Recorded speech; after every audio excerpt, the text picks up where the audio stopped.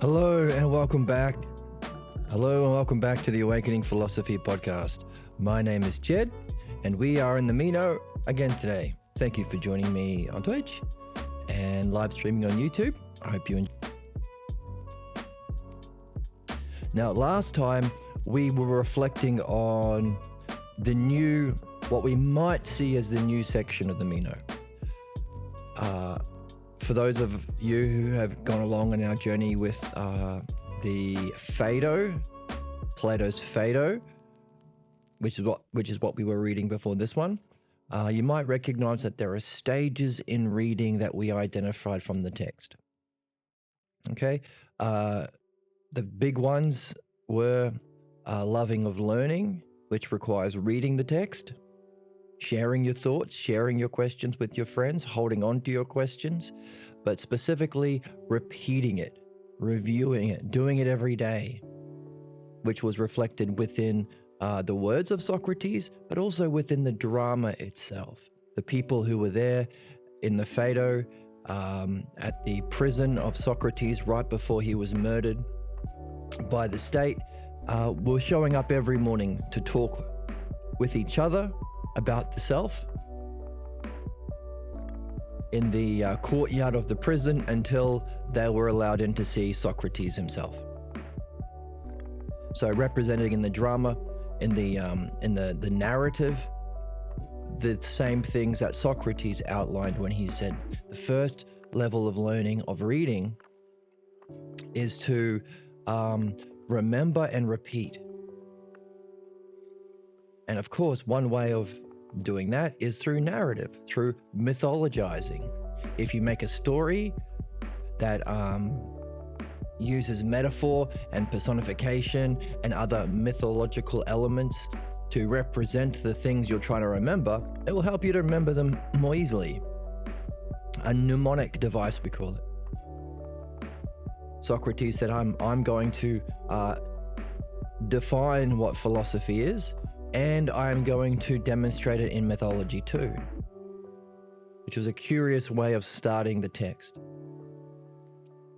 So, and we could see this first opening level of reading philosophy in what Socrates was saying explicitly and within the mythology or the story itself.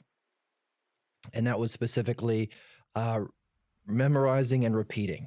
So lots of reviewing, lots of pulling out the key terms, writing it down somewhere, turning it into stories to remember it. That's the first loving, philomathesis, love of learning. Now, the second level was philosophy, which is curious because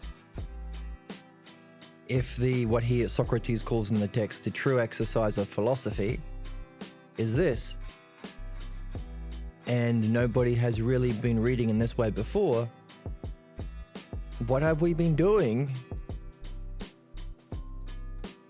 in places where we have been told we're learning philosophy? Something else. All right, so what is philosophy? What's that way of reading that Socrates calls philosophy? Well, the exercise that he points out is the dialectic. Can we read the text while looking for the structure of the dialectic within the text, within the sections of the texts, and anything that we learn while reading, can we pull it out and put it into our own dialectics? That's the way of reading that Socrates says is the true exercise and study of philosophy. So that's what we've been doing as we've been reading the Meno. And that really has unlocked a significant level of meaning.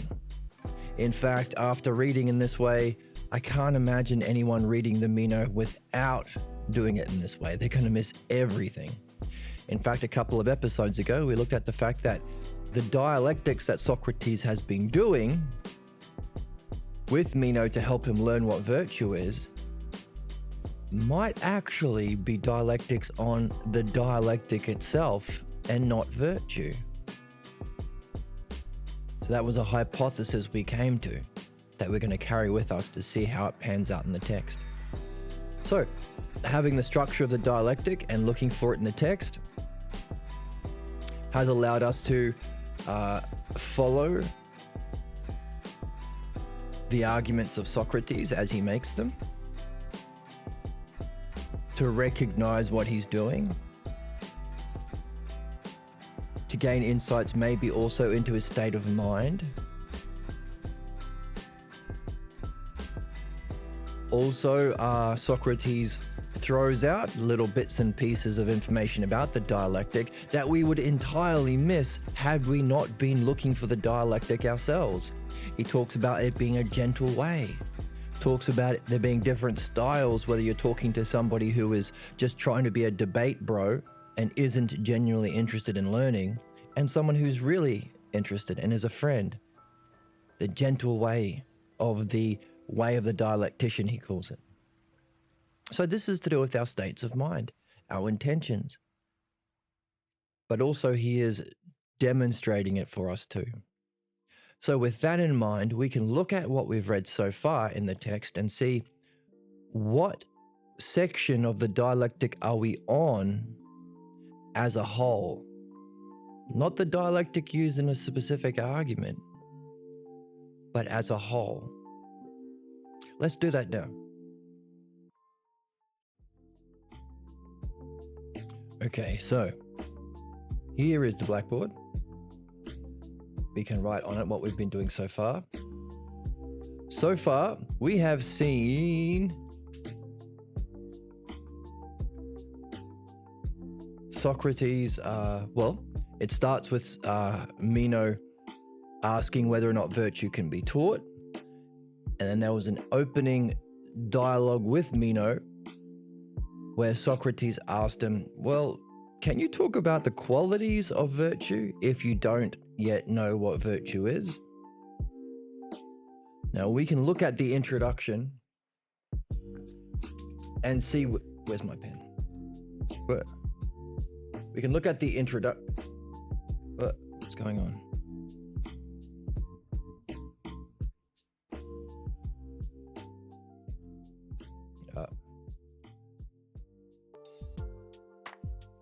Right, we can just look at the introduction.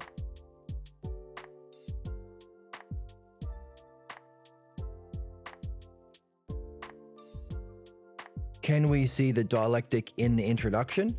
Well, I couldn't see it yet. Maybe when we go through the text, we can come back with a firm understanding of the dialectic to see what kind of dialectic is in the introduction. But then we can say part 1, Socrates gave a dialectic on the definition on virtue.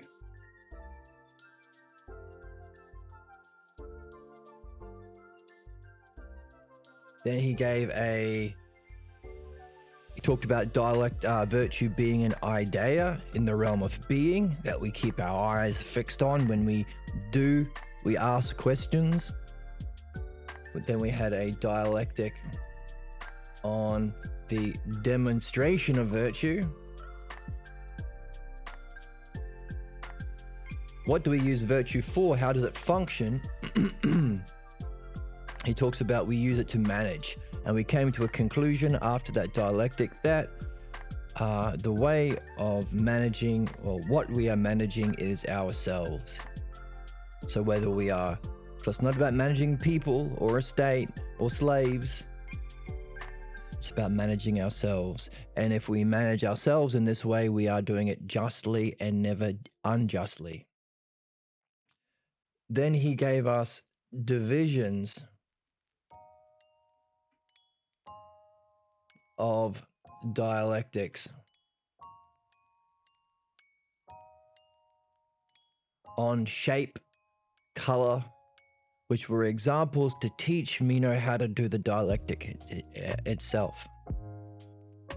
So this is interesting. We can see 1, definition, 2, demonstration, 3, division. These are the first 3 categories of the dialectic. We're only missing conclusion. Is there a conclusion section in the text? What happens next? Socrates says, hey, were these divisions useful enough to teach you the paradigm? That led to a, let's use a different color, led to a paradigm or model. A paradigm of dialectics. So would this be the conclusion? Can we say this is the conclusion?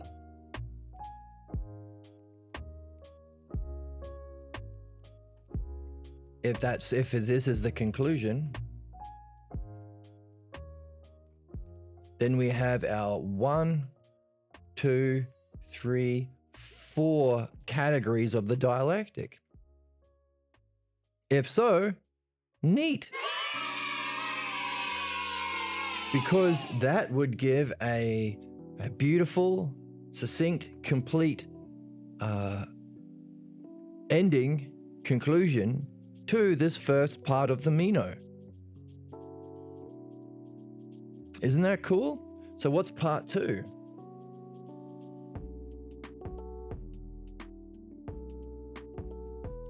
That's where we're at here. After saying this therefore is the paradigm, that could be the conclusion. Can you use the paradigm to demonstrate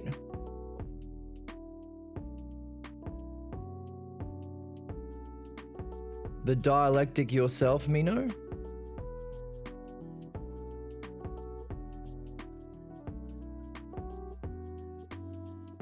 Can you demonstrate the dialectic yourself, Meno? Said Socrates. And Meno wasn't able to. He gave a quote. This is a poet that I like.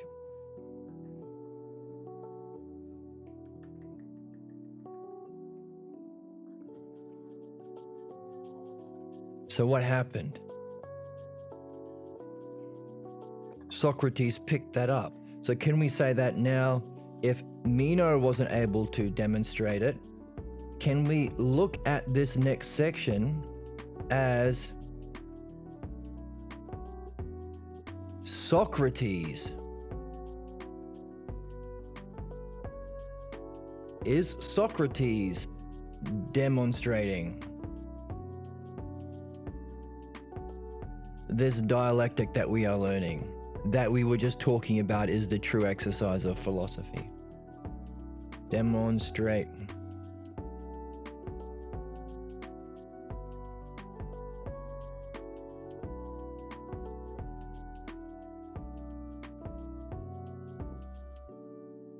Is this a way of looking at the next section of the text? Okay, if it is, and again, we keep these questions in mind, we keep these hypotheses in mind, and we see if they pan out. That's how we're reading. Which is, by the way, now that I think about it, we keep these questions in mind as we proceed, as we read. And as we read, we gather more questions and come up with more answers or hypotheses. We keep it in mind as we proceed with our questions and answers. That's literally the conclusion to the definition of virtue. Now, it may or may not be virtue. Maybe it was a dialectic on the definition of dialectic. I don't know. Maybe both. So if we keep this question open as we read, we may be doing the exact thing that was defined in the opening. The definition of virtue being an idea that we keep our mind on as we proceed with our questions and answers. We are keeping not an idea, but a question in mind as we proceed with our questions and answers as we read. So are we doing it? Are we demonstrating virtue if we read in this way? So lots of questions have just come to light by applying the dialectic structure to what we read. Is that significant? Is there a significance in giving birth to lots of questions when you do something? And could that be virtue or part of virtue? So some more questions have come to light. What's the relationship between dialectic and virtue? Okay, if Socrates is demonstrating the dialectic, what has he done so far? Well, he has started with a definition. Started with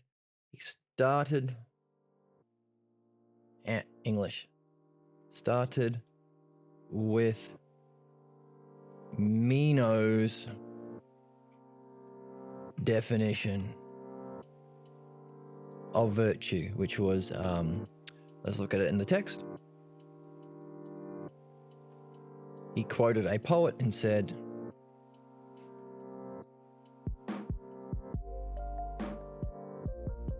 "To desire beautiful things and to be able to acquire them."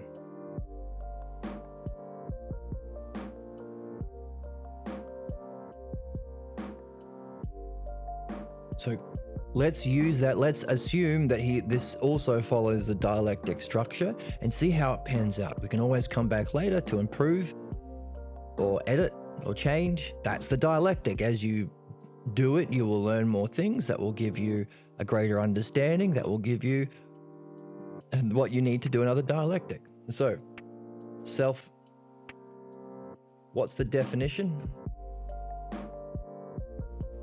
Or what's the thing itself? Self to self is another self to self is another way of saying definition. Meno said it was to desire beautiful things. Desire.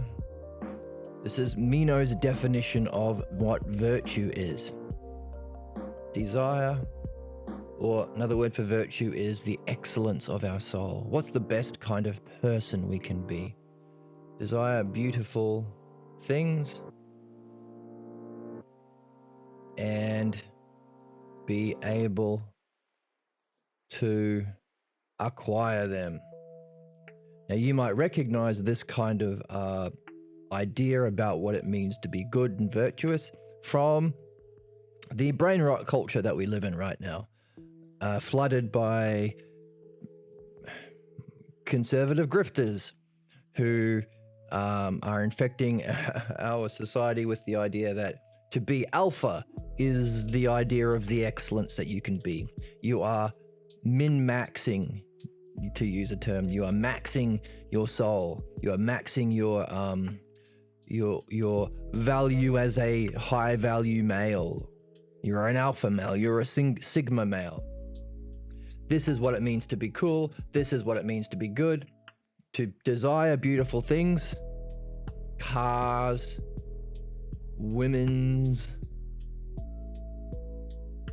clothes, and have the money and fame to be able to acquire them.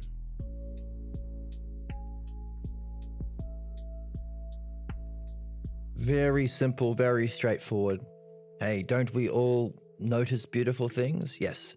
Do we all desire beautiful things? Well, yeah, we kind of do, don't we? Does it suck when we desire something that we can't acquire? Kind of.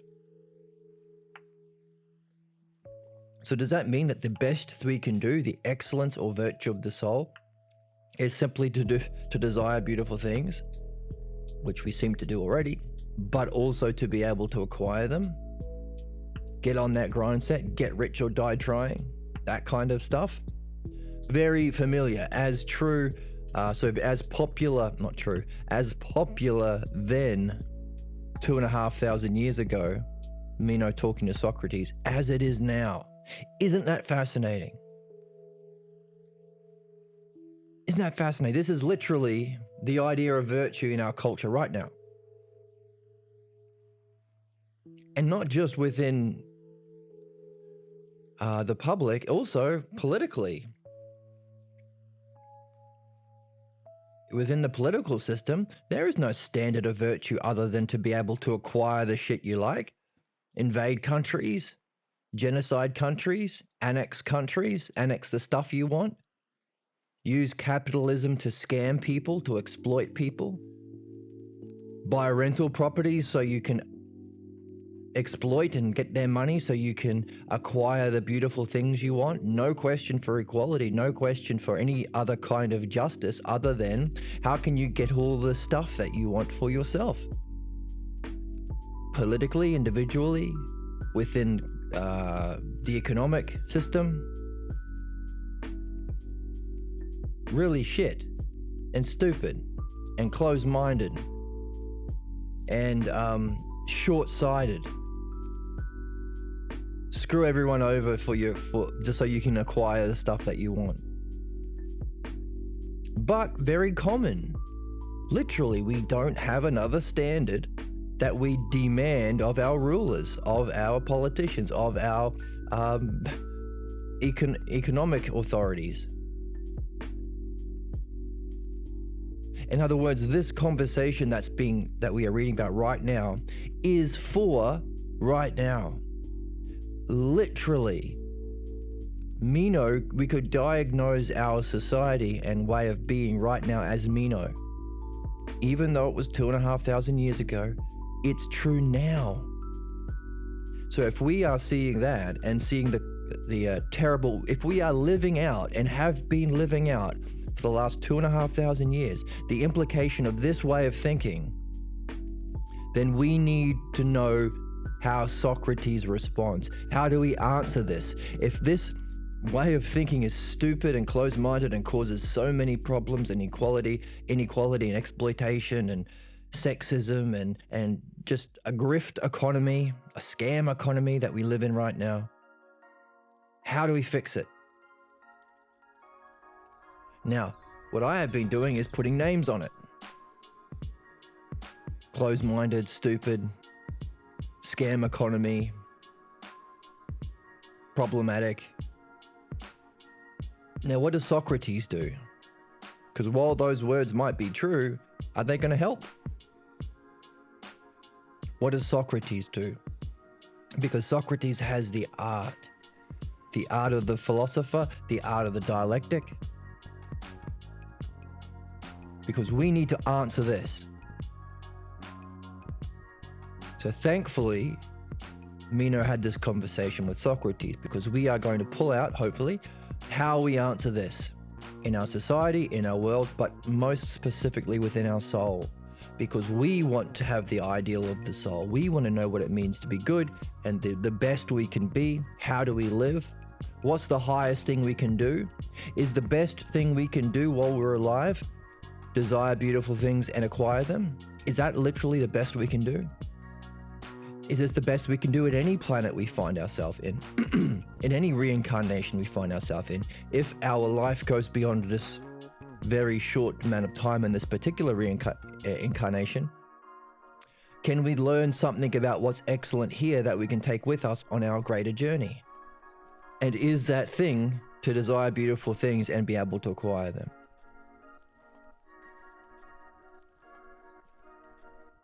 So, we could say this is the definition we're starting with within part 2, which might be the demonstration part of the text as the whole. So we can break the whole text into definition, demonstration, division, and conclusion. And already within the definitions, part 1, we have seen there is a further DDDAS. We've seen there's a dialectic on the definition of virtue. So here Socrates was just defining things. He wasn't really engaging in a conversation with Meno. He was saying, this is what virtue is. Now I am going to use the dialectic to define it. I'm going to use the dialectic to demonstrate it. I'm going to divide up the dialectic into other arguments, and we're going to come to a conclusion. But this is also to define what virtue is. But that unlocks a deeper question for us. There's a mystery here. Hang on a second. Let's blow this up. Let's make this bigger. Firstly, let's delete the mess. If this is the case, then we can say, okay, within the definition, definition or part 1, we had a definition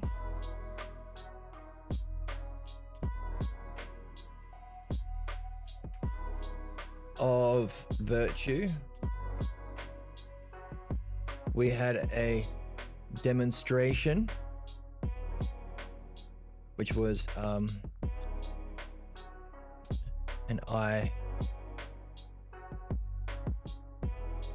eidos in being. We keep our eyes on.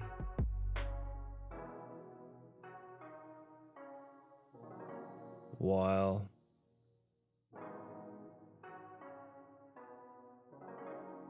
doing questions and answers with people. We had a demonstration of it to manage. So how do we demonstrate virtue? Actually, let's keep this. We don't have to write this down right now. Demonstration of virtue. We had a demonstration of virtue to manage the self justly and never unjustly. Both of which apply equally to all forever, whether you're a man, whether you're a woman. Now that has implications to the question we just asked. We want to know, how can we live best in this life and in further reincarnations? And if the conclusion for this is what it means to be virtue, whether you're a man, whether you're a woman, whether you're a child, whether you're a slave, the conclusion or the synthesis from all of those divisions was that it's always the same. Now that conclusion we can take with us as a principle beyond these examples that we've already been given. What does that mean? Well, this is why we want to go through the dialectic, one of the most important reasons. We go from the examples to a principle. A principle can allow us to use that understanding beyond those examples. Let me give an example of that. If you are a doctor, if you're training as a doctor and you're learning from another doctor, you're an apprentice or whatever they call that in the medical industry, and you've seen how a doctor fixes somebody with appendicitis. You've seen how he fixes somebody with a broken arm. You've seen how he fixes someone with a burst appendix, with a burst pancreas, let's say. Now, if that's how you learn only through imitating what you've already seen, the examples, then if somebody comes in with appendicitis, you could treat him. If they come in with a broken arm, you could treat him. If they come in with a busted appendix, that you can treat them. But if they come in with a sore lip, with a swollen liver, or with lung cancer, or with a broken toe, you can't help those people because you didn't rise from the examples. You didn't rise from the examples or divisions to the principle. So you're just at the level of imitation or belief. You haven't raised to a principle or understanding. So if anybody says to you, I'm a good teacher or a prophet or a priest or whoever, and you must stay at the level of belief, they are a grifter. Whether they know it or not, they are conning you. Because you will only be able to imitate the specific examples you've already seen. If something new comes along, You can't deal with it because you haven't risen to the conclusion or the synthesis of the examples to a principle. That's what we're doing here. That's one of the significances of the dialectic. So if we are doing a dialectic on a dialectic, we could, and by the way, I hope you are. So far in this reading of this book, we've seen how significant the dialectic is. So I hope that you have a document open where you are doing your own dialectic on the dialectic, collecting a bunch of insights and understandings and terms that represent the dialectic that you can fashion into a mega dialectic on the dialectic of your own. I hope you're doing that. But now we can add this in. Dialectic is a method where we can go from belief to understanding, or from divisions to a principle, from examples to a principle. Now, we talked about why that would be important being a doctor. Same thing with a car mechanic. If you want to be a mechanic yourself, if you want to have mastery and not just be a slave to somebody else, you need to have the understanding yourself so that you can start your own car mechanic business or be a doctor. Now, we want to apply this to our soul. We want to have mastery of our own self, our own soul, our own psyche, not be a slave to some other dude telling us what to do. Because, hey, who knows how much they're developing? What if they're blocked? What if they're a fascist? What if they're not interested in development? What if they're someone like Meno who is just using you to acquire beautiful things for themselves? A new golden jet plane. Or whatever else. So, how do we do that? We go from the divisions to the principle. Now, what happens with this principle? If it is always the same, all of our examples were men, women, slave, child, elderly person. These were all within this particular physical incarnation. But the principle will allow us to go beyond that. What's that mean? If the definition of virtue that Socrates gave us at the beginning, an eidos, an aspect of being that we as a soul keep our eyes on as we engage in questions and answers or dialogue or dialectic with people, if that's the definition of what virtue is, a definition, and the conclusion was it's always the same because we've gone from, hey, that's true from men, women, child, slaves, therefore it's always the same, then if we leave our body, go into a new dimension, go to a different planet, awaken in a new reincarnation, evolve to a higher plane of existence, these are a whole nother set of examples that this principle would apply to. So just as if you know the principles of medicine, someone with a new illness, a new situation arises, because you have the understanding of medicine, you can apply it to fix whoever crosses your path. Same here for us. If we are learning what it means to have the excellence of ourselves, virtue, then we can apply it to whatever we find ourselves in, whoever comes into the office, including our next incarnations. So what we are learning is not just for this lifetime, but for all lifetimes. So we are engaged right now in an activity that goes beyond just this incarnation. Therefore, it is an education and nurture, an education and practice, a definition education, we're defining it and demonstrating it, we're practicing it, we're putting it into our being, that is capable of being taken with us. We can't take these beautiful things we acquire, but this beautiful education and nurture we can take with us. Therefore, rationally speaking, this will help us answer another question we've been carrying. What the heck are we supposed to be doing on this planet? We are on this planet where lots of people are like Meno, acquiring beautiful things or acquiring the means so that they can acquire the beautiful things. Getting rich, getting famous, conning people, climbing the corporate ladder, all that crap. But we know that all of those people, doesn't matter how well they climb that corporate ladder, can't take their Bugattis and mansions and 15 yachts with them into their next life. We know this. So it seems absurd to spend what little time we have here doing that. Irrational, immature. So our question is, as philosophers, and again, we can say, is asking this question a part of virtue?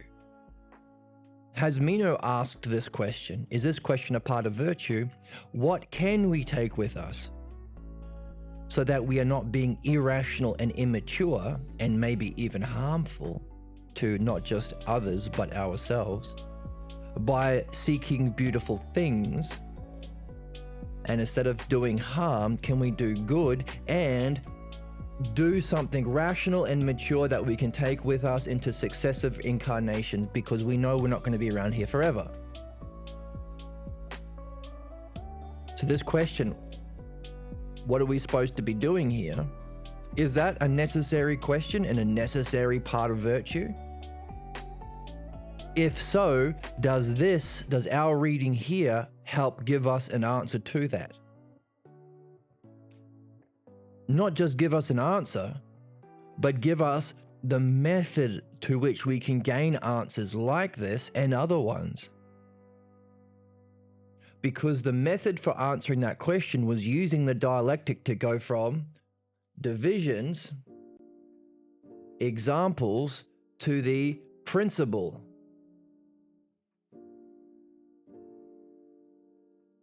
So in the dialectic, the first one, we saw, hey, virtue is the same for men, women, children, slaves, elderly. Therefore, it's always the same. If it's always the same as a principle, we can go beyond those examples to these examples in our reincarnation. So we have a kind of answer to the question, what are we supposed to be doing here? Well, learning how to keep our eye on the ideas, like virtue, which are the aspects of being, which are eternal, and learn how to ask questions and judge answers, dialectic, while keeping our eye on that thing, with all people at all times.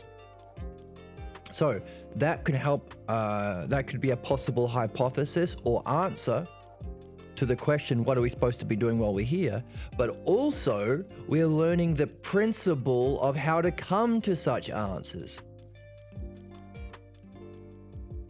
Start with a definition, give an example or a definition. How does it function? Take that functioning and apply it to many different examples. Broken spleen, fractured elbow, twisted liver. If you're a medical student, but we're not talking about that, we're talking about philosophy. And then go from those divisions to a principle. So not only can we come to an answer for what are we supposed to be doing here, we can come to a principle to answer that question in others, not just this question, what are we here, but others like it. So we could also use that same method to answer questions. Why are we here? Where did we come from? Where are we going? What is beauty? What is virtue? What is justice? How do you really benefit? What does it mean to have an art? All of these questions, we can use the same method to come to a principle. And that method is the dialectic. 4 categories: definition, demonstration, divisions, and then the principle or the conclusion, which has 2 parts, analysis and synthesis, which is, synthesis is finding the unification within those divisions. Analysis is applying it back to our purpose. That's synthesis and analysis. So people say DDAS. Do DDAS, they say. Every day I go down to the pub and it's like, hey, have you done a DDAS today? When they say, have you done a DDS today at your local pub, what they mean is D for definition, D for demonstration, D for division, and AS for analysis, synthesis, which is the conclusion, which we just saw. It also is our principle. Now, yes, there are 3 ASs, 3 Ds, so we don't say DDDAS, that's too complicated. We say DDAS because it rolls off the tongue. So, done a dialectic, they say at the pub. But sometimes they say, hey, have you done a DDAS? I'll buy you a beer. That always happens at every pub because that's how awesome our world is. Because we all are into Socrates. Reading the logos from Socrates because it's so fantastically written to give us the material to generate these puzzles and the answers to what is most meaningful, helping us answer the most meaningful questions and gain an understanding of the method to answer such questions. Isn't that cool? All right, so that was the first part of the text where he gave a dialectic, giving the definition of the virtue. And within that, he had DDAS, he had the 4 parts. But then he did a demonstration, which was demonstration. Another way of saying demonstration is how does it function? That thing you've just defined, how does it function? And we talked about how that was managing. And again, we saw if it was managing, so to have virtue is to manage well. We started from Meno's common cultural idea that it's, men is to manage the state and women is to manage the household. And then we went through a dialectic to see, well, actually, if excellence is actually excellence, it has to be universal. So it should apply to the same excellence because, as we saw in definition, it's universal. So it's sexist. Today we would say it's sexist to say that a virtue of a man is different from a virtue of a woman. Woman has to manage the household. Man can manage the city. That's crazy. But then what's a kid going to manage? What's a slave going to manage? What's the elderly going to manage? They don't have a city or a household. Some of them. So we came to the conclusion that it was managing the self well, justly and never unjustly. Right? But here's the trick. This is what we get from doing this. This is what we get from doing the dialectic. The next stage, which would be division, wasn't a division of individual virtues. It was a division into individual dialectics. We did a dialectic on color. We did a dialectic on shape. So that we could come to a conclusion, AS or conclusion, or principle,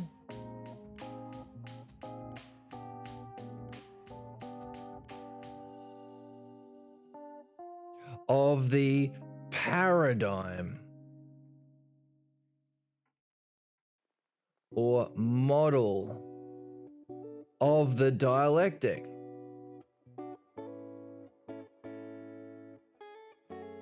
That Meno can use to do a dialectic on virtue. So this division to a principle, Socrates said, look, these are the divisions. These are the divisions. I'm going to do a dialectic on shape, on color. You use this principle to go beyond these examples and do a dialectic on virtue. What does that mean? That means a couple of things. Go beyond the examples or divisions. Now, this raises some interesting puzzles.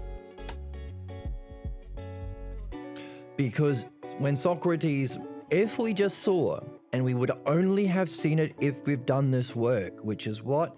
Trying to apply the dialectic as much as we can to the text as often as we can. By doing that today, we came to a new insight that the movement from division to conclusion is also a movement from examples Two principles. It's another way of understanding it that we have now. Hooray for us. Wow.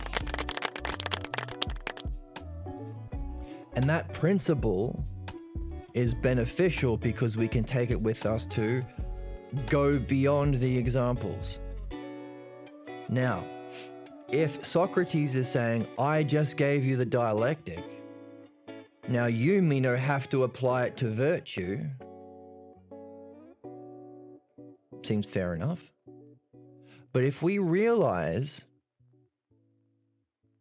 that the principle that we get from the conclusion is to go beyond the examples,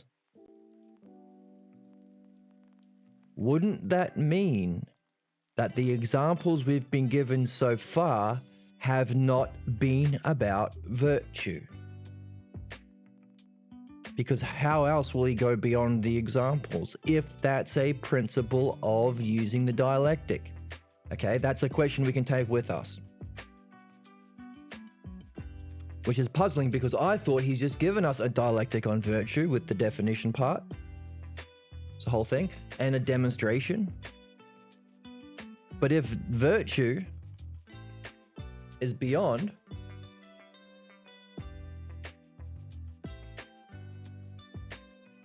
what the heck were these ones? Puzzle, okay? There's another puzzle we can see here. The dialectic has 4 parts, rightly enough. 1, 2, 3, 4. Very simple. Isn't it simple? The paradigm for how to answer questions that we can benefit from in this world only has 4 parts. The paradigm for how we can answer questions that go beyond this physical lifetime only has 4 parts. Isn't that cool? Anyway, I think it's cool. So, it has 4 parts. Definition is on virtue. Remember, an idea you keep your eye on during a dialectic. Demonstration was to manage, if you do this, you'll be managing yourself well, justly and never unjustly. Helping you reach the good was the conclusion from here. Always the same, whether you're a slave or a child or a man or a woman. The demonstration of virtue is to manage yourself well, which will help you reach the good, and it's just and never unjust. But the division wasn't on virtue. The conclusion wasn't on virtue. The division and the conclusion were both about dialectic. What happened here? What's going on? What in the heck are we talking about here? That's right, Joe.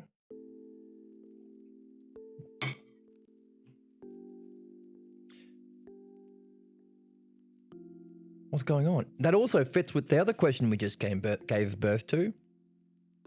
How can we go beyond if Socrates is saying use this on a dialectic on virtue? If we've got it twice up here, same question. Well, here is a hypothesis that we came to last time. What if, okay, this is the question. Why is these 2 on dialectic but these 2 on virtue if it's the same dialectic? What if this wasn't on virtue? What if it was really a definition and a demonstration of the dialectic? Hidden for those initiated. And why are we using that word? Because it's in the text. At the end of this section, Socrates says, look, you might not be able to understand what I'm saying, Meno. And there are 2 reasons that we've seen in the text. This is at the beginning. Meno says,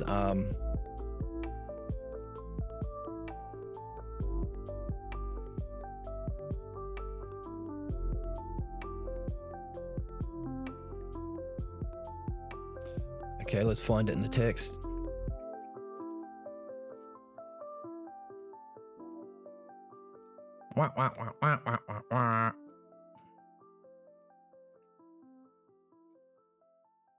Okay. Reasonably so was Socrates' answer. So I can search for that.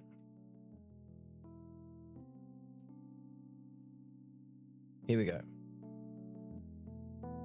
No, not this one. This one, page 6.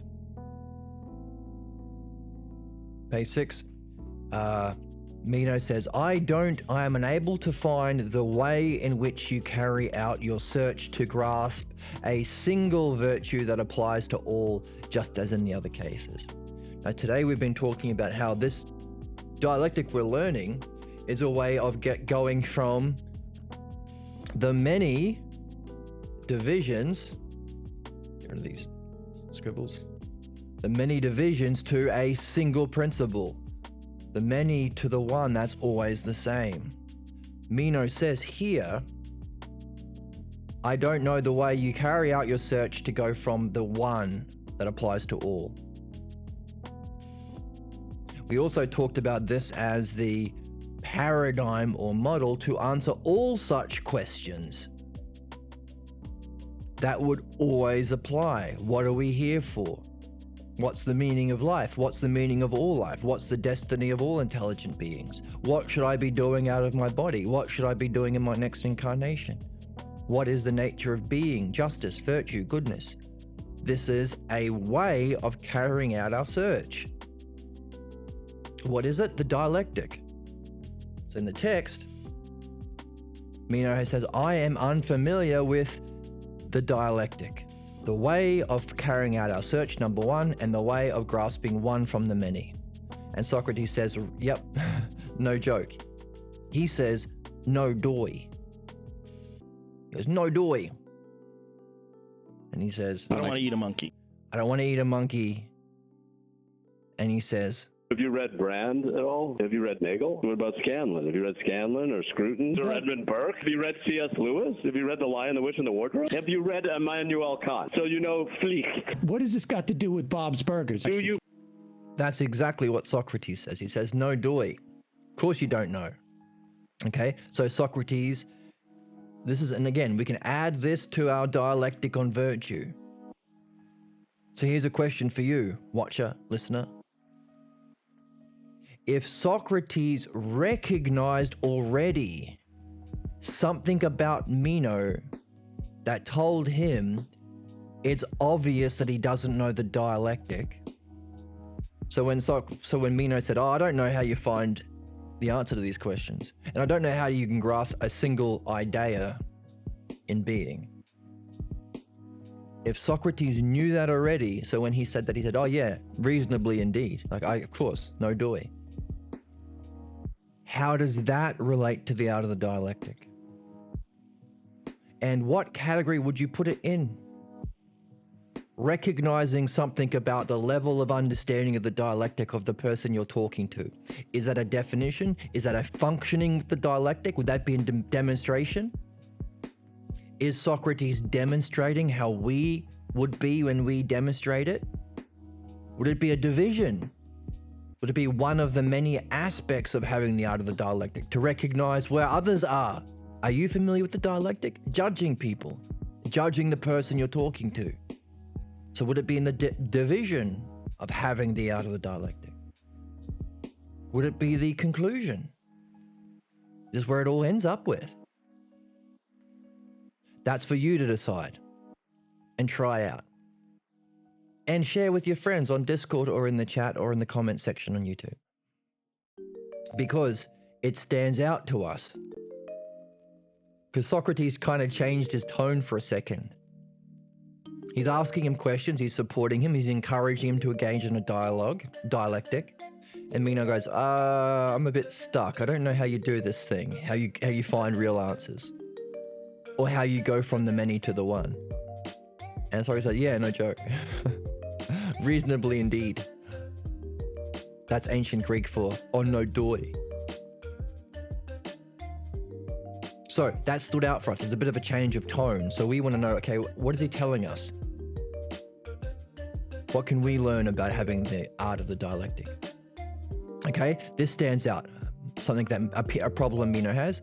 And also Socrates later on identifies a cause of that problem, a cause of another problem he has. He says, okay, so back here,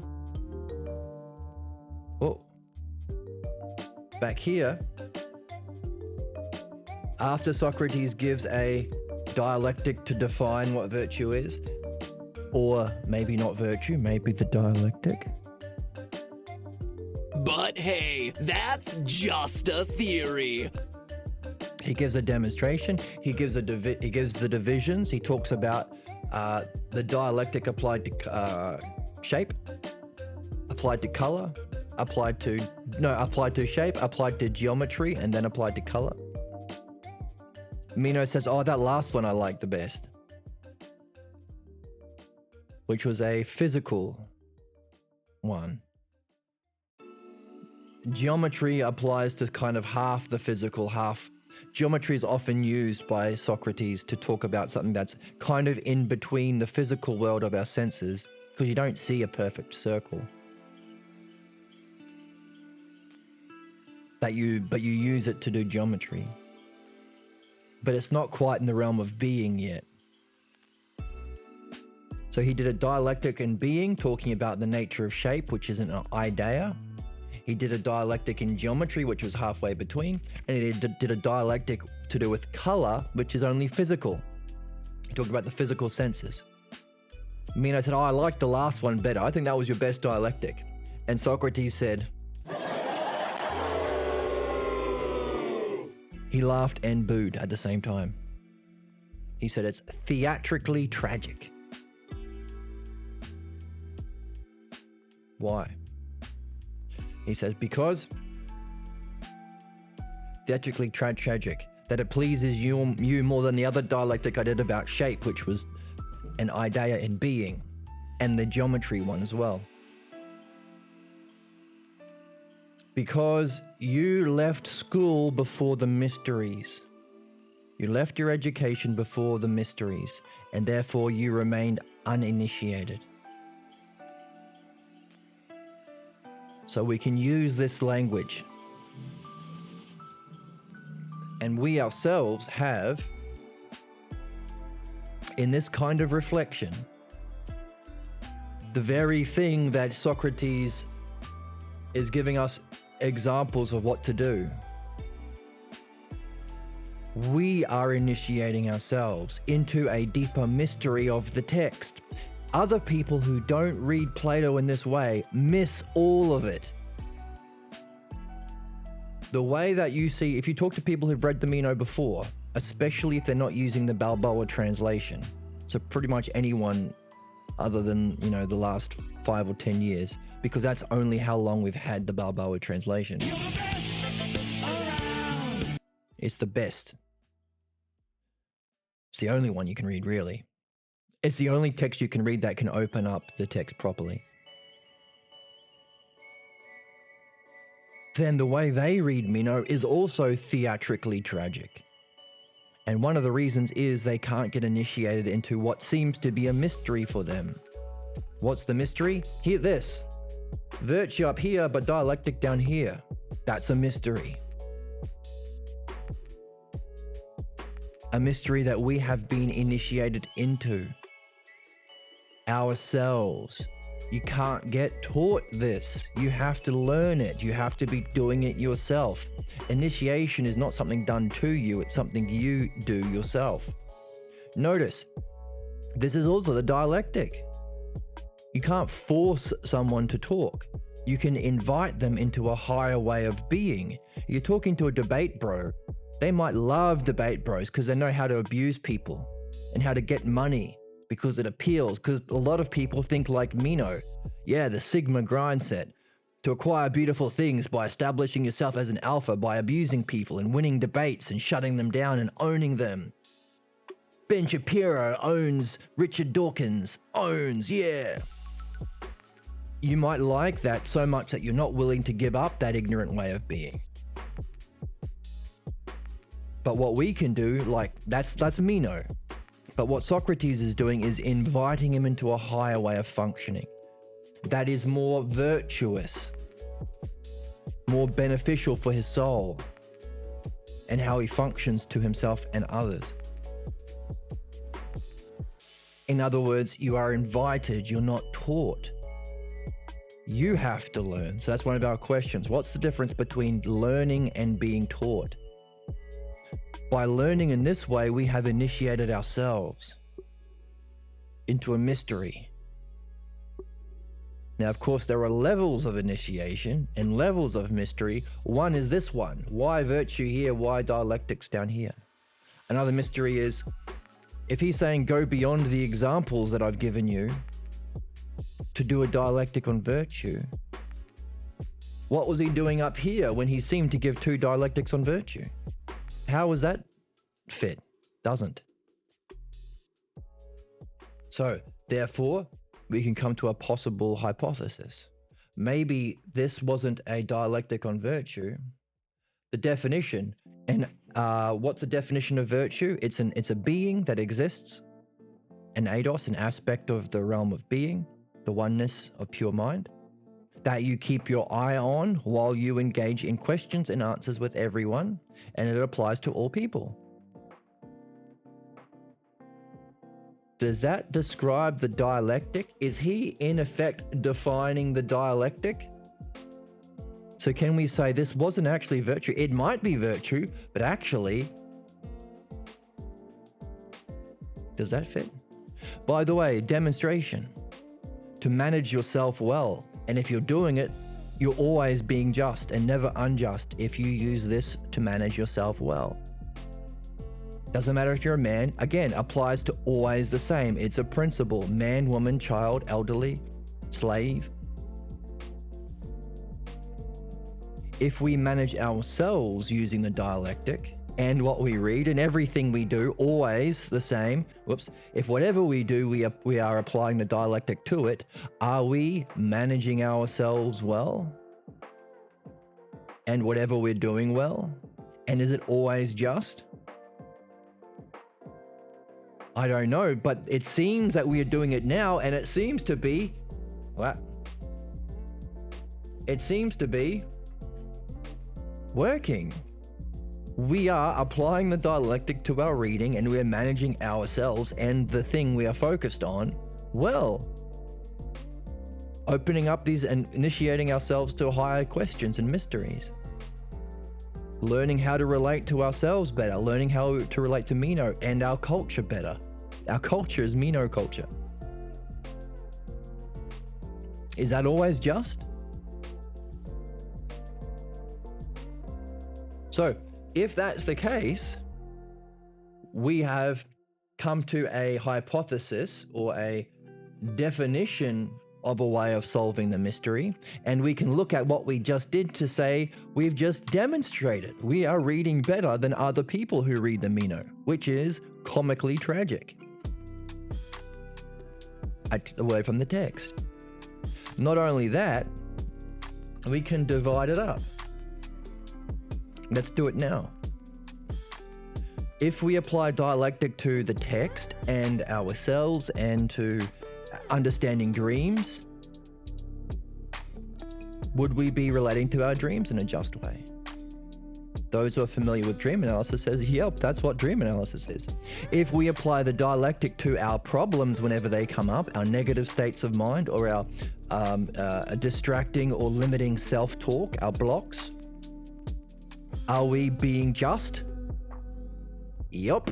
That's philosophical midwifery. That's the other series we are doing at the moment.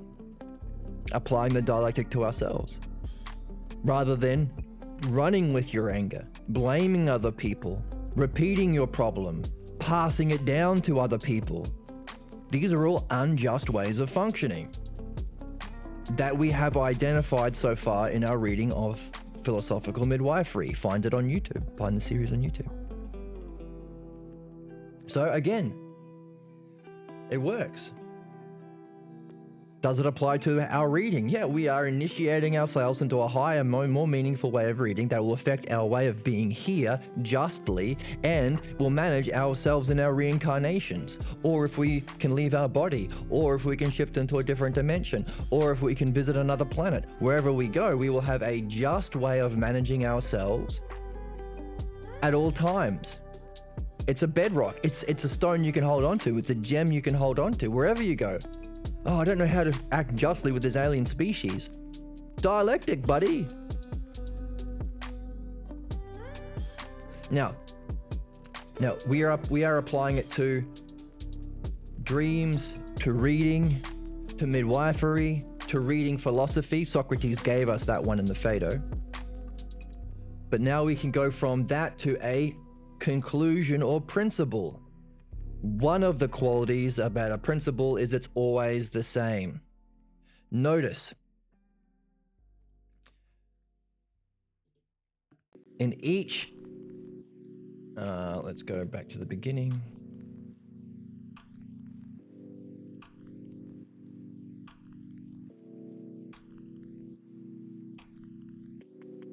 In each of the dialectics, Socrates uses this language.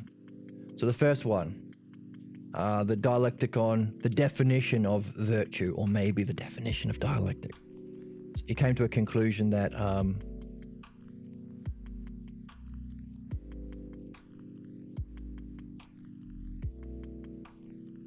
keep our eye fixed on it when we answer questions. What is the being of virtue? So another clue about the dialectic, it's usually on beings. It's the same idea, whether it exists in the child or an elder or a man or a woman. It's always the same. That was the conclusion of the first part. Always the same. The second part, okay, the demonstration, managing a city well. The dialectic on that. How, is it actually managing the city well? Because not everyone gets to manage a city. Therefore, the same has to exist for all. We use virtue to be good in the same way. The same applies to one specific, applies the same to all. That was the conclusion. Therefore, to be justice or excellence of the soul, virtue isn't to be able to govern, it's to be to govern the self justly and never unjustly.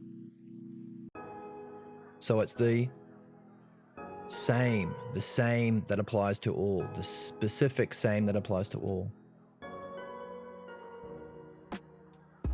Again, one that applies to all. This is principle. He's defining what you end up with in the dialectic, a principle that's the same that applies to all. Okay, and then here is the division about color and shape.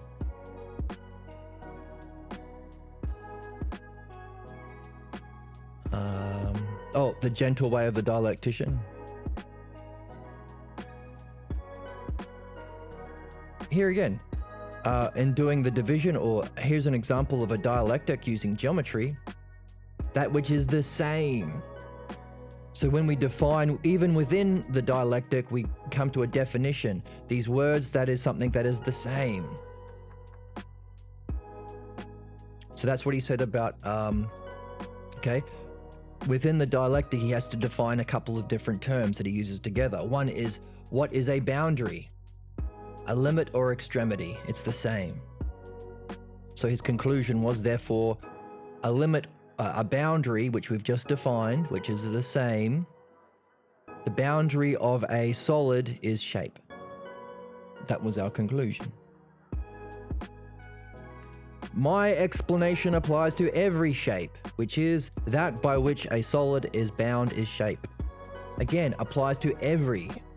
So in every situation, in every dialectic we've got so far, in every category we've got so far, he concludes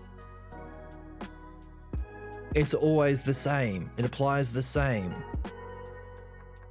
So therefore, we can take these conclusions as divisions. We've got 3 examples of conclusions. And what happens when we have a conclusion? Well, sorry, that's division. Yeah, so we can take, what do we have? What happens when we have divisions? We go to a conclusion. How do we synthesize that? What's the same? All of the conclusions, so now we're looking at conclusions as divisions. So now we're doing dialectic to the dialectics within. So we're looking at the text as a dialectic structure. And now we're taking that and we're doing a dialectic on that. So it's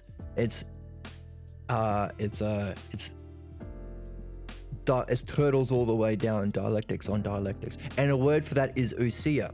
To take the principle and apply it back to itself, that's ousia. Because ousia is the nature of being. To take the mind that we're using in the dialectic right now to reflect and understand, if we apply it back to the mind, that's ousia. That's the eye of the soul. That's the nature of being. That's how come we can see the realm of being or enlightenment. Go beyond our physical world and experience reality that's eternal. Because it's mind knowing mind. Not mind perceiving through the physical senses, seeing physical examples of virtue, but mind looking at the mind to see the principle that always exists because it's an aspect of being. That's ousia. So what? Well, we're doing something like that, something the same as that. We are applying the dialectic to the dialectic right now, which is pretty cool. Wow. Okay, so let's use the conclusions as the division because we've got 3 different conclusions. What's the same? How do we unify or synthesize those? They all talk about something that's the same, that's common to each. So, if these are all about the dialectic, we can see that we conclude by coming to a conclusion that's the same, that applies to all. What is the definition of something that's the same that applies to all?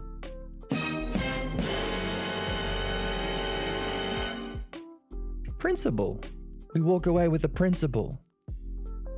A principle that because it applies to all, we can apply it to new situations that we haven't seen before. So we've leveled up our being.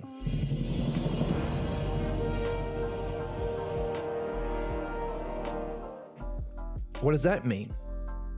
Well, if one of the conclusions about the dialectic is not only is it virtue, but it's a way of managing yourself always justly and never unjustly if you're doing it, whether you're a man, division, woman, division, old person, division, child, division, and we came to the conclusion it's always the same principle, then we can go beyond those examples. Like someone learning to be a doctor, learning to become a mechanic. So what does that mean? What's something that's not within those examples? Our next birth. An alien planet that we can somehow visit one day. A new dimension we can shift into. Separating from our body in a meditation. These are all divisions that we haven't looked at, but that's okay, we don't need to because we have the principle that's the same that applies to all.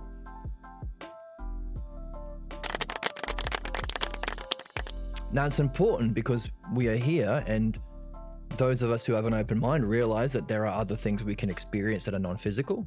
And we are those of us who have thought for a few seconds realize that we're not going to be on this physical world forever. So we want to know where we go. And if we can do something here that will improve our journey there, but not only that, if maybe the reason why we're here to begin with is to learn something that can only be learnt here through time and space by giving us the time and space to break things down in this way. So a kind of learning that we are necessarily here to do, a kind of purpose, which might be virtue of our soul and might be how we live justly here. Because we've got a principle we can apply to things we don't even know yet. You find yourself on another planet, what do? Oh. How about this? You find yourself out of your body. What do? Oh, you're out of your body. Less physical distractions. You can do dialectic even better. Oh. On being. On justice, on goodness, on the text. On self. Now, these are all insights we've come to that we could only have come to through learning. Socrates can't tell us this. There's no wondering, there's no discovery process, there's no confusion process, there's no doing something together, there's no spending time. We've spent time today focused on the same thing with an open, curious mind, genuinely wonder. We're not debate bros, we're genuinely wondering to discover the nature of self and being and reality, to benefit because we think it's good. All of this has to happen through time that we wouldn't get if he just told us the answer. So what? Well, we would miss the insight. You have to be curious and puzzled and genuine and wanting to know and not knowing for you to then discover the answer and gain an insight. You'd miss the insights. Not only that, all of these things we just listed are formally the conditions for meditation. And if meditation is methods people have discovered throughout time to experience the realm of being, that's what yoga is, to join with being.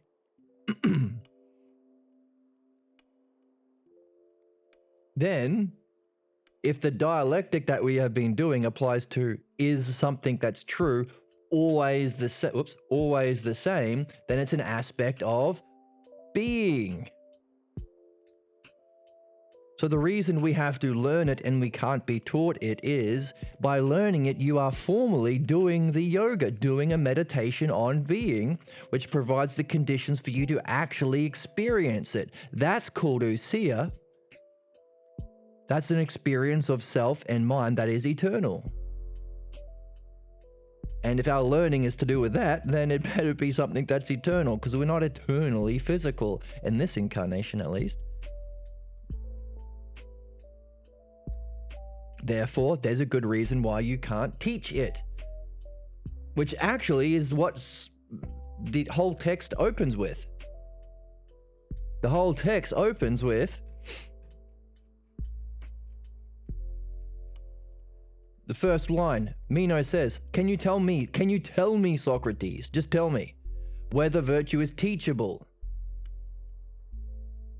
Very first sentence. We just went through a demonstration for ourselves as to why it can't be. You would miss all of those necessary qualities for insight and meditation and contemplation. And after Meno said, is it teachable? Because he thinks it is, because he has a teacher, Gorgias, who is loved by his family and his boyfriend and his city. But then later on, Socrates says it's tragic, your education was tragic because you never got initiated. We can put those two pieces together. If you go to a teacher who thinks I can just teach you by just telling you the answers, you will miss your initiation, and that will be tragic. The whole point of this is to know self and being that is beyond the temporary existence of our physical incarnation. To know ourselves, our real selves, to know our mind, the highest aspects of mind. Is that virtue? I don't know whether it is virtue, but it's definitely a part of it. You can't have virtue and miss out those things. Truly existing beings. He's been talking about this all the way through. Truly existing beings. In fact, the definition of virtue he gave us, which might actually be a definition of dialectic, or the two might be the same, I don't know, was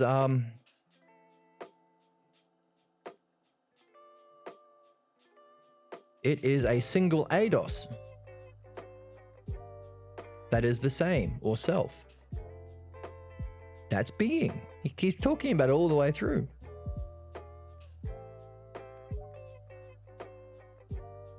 So when Meno says, hey, is virtue teachable? Socrates' first response is, how can you ask me that if you don't even know what virtue is? So there's something about that question that has already told Socrates he has no idea what virtue is. And that was a puzzle. How did he know so quickly?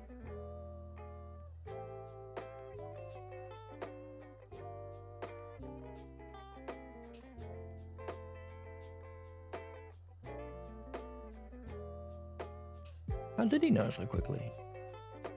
So he said the first thing he said was, well, the first thing he said, oh, okay, I can tell your background. I can tell what city you're from. I can tell what your city thinks of wisdom. I can tell you about your partner, who you're attracted to, because you must think they're beautiful. By the way, now we're seeing more about how beauty relates. Other cultures who are like you, the Laceranians, your family, the style of what you think wisdom is, answering in a fearless and grand style, right? Like those debate bros and conservative grifters who say, ask me about anything, I'll give you a ground answer. That's not virtue. And we have seen for ourselves why today. And he says, hey, if you didn't know who Meno was, can you tell his qualities? Whether he's rich and handsome or noble? So there's a question. Just by asking whether or not virtue is teachable, how does Socrates know he doesn't know what virtue is? And have we come to a hypothesis about why that must be the case, given what we just saw in the difference between being told or taught and learning?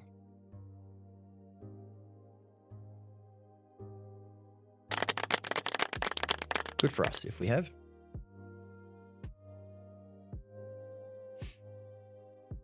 What 8? So, a principle that we can take with us, and an insight, and a meditation, and a contemplation to reach the truly existing beings. How does this relate to virtue, I wonder? And by the way, if all of these dialectics have been actually about the dialectic and not virtue, because of these two questions, maybe this was actually about dialectic. So when Socrates says, go beyond the examples to do a dialectic on virtue, that must mean he hasn't given a dialectic on virtue yet, which means these weren't on virtue. Maybe they're on the dialectic. Does that help? Does that fit? If he hasn't been teaching the virtue, but he's been teaching the dialectic, does that make sense of what Socrates says at the beginning, which is right at the beginning? He says,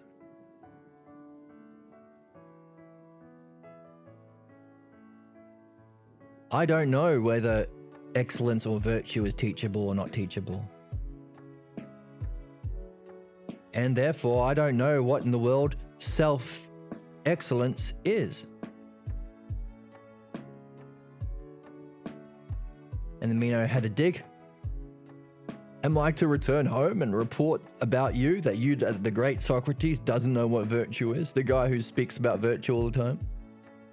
Socrates says, yeah. Not only that, I have never met anyone who knows. Oh, what does that mean? And does our new hypotheses help make sense of this? Because he seems to be talking a lot about virtues, given a bunch of dialectics about virtue. How can he say he doesn't know it? Or whether it can be taught? What's been going on? All right, that's where we're up to so far in the text. Now, you left before you're initiated. And then what does Meno say? Well, I'll stay if you give me answers.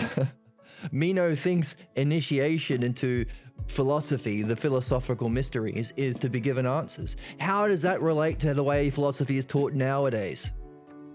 Debate, education, give the right answers on a text, get a degree, then pass on the ignorance to somebody else. Isn't that the Western modern philosophy academic tradition?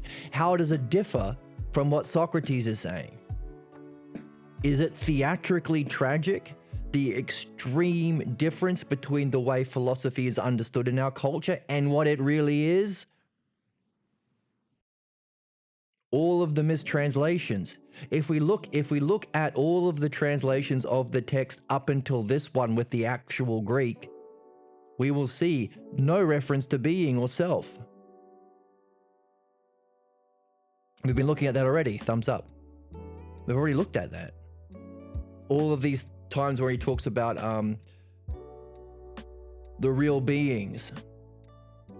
It isn't in the text. It's been translated out. It's been removed, which is a great betrayal to philosophy, to our tradition, our spiritual tradition. Now you can say, well, to the Western spiritual tradition, or you could say, no, to human spiritual tradition. Because this is not an opinion. This is truth. That's what we're after, truth. Anyone who has self, reason, and has the courage to use their reasoning and language to reflect on themselves, to understand, this is for you. So we can look at that some other time. The many great betrayals against our spiritual and intellectual tradition and birthright. But we have the Balboa translation.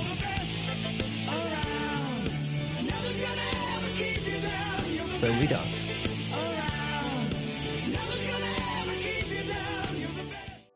Because we can actually read it and unpack the real meaning. And we can read it against the other translations and realize, holy crap, they're actually translating it like Meno would. That's theatrically tragic. It's almost as though the translators themselves didn't stay in philosophy enough to be initiated the way we are. Oh, how interesting, how Usia-like of the text. All right, so if that's the case, then we have gained a nice understanding of part one of the text, including a conclusion. What's the conclusion? The last thing he said was, in this part one was,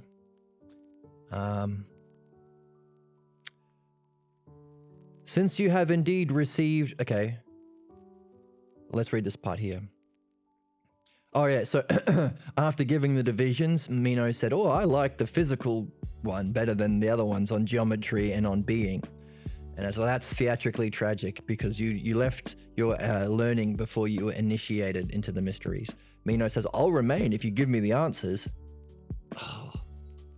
Have you been listening, Meno? Or have you been doing it? Have you been wondering in this kind of way, using the structure of the dialectic you've been being taught about?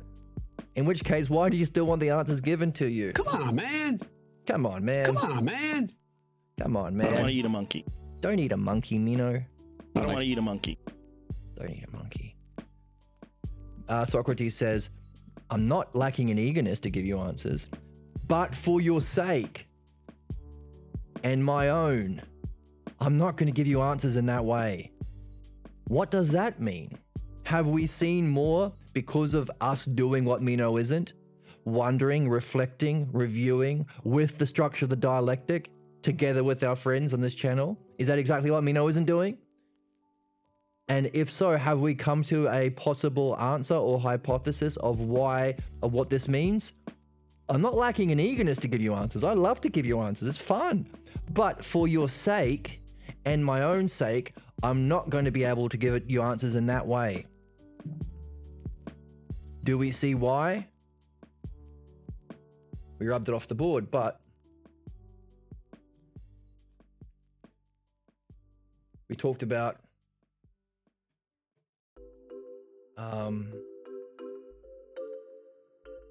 having a question, being open-minded, focused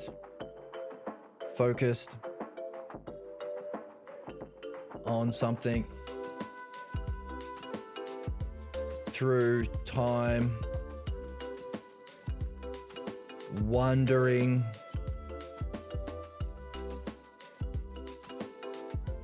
genuine, wanting to know.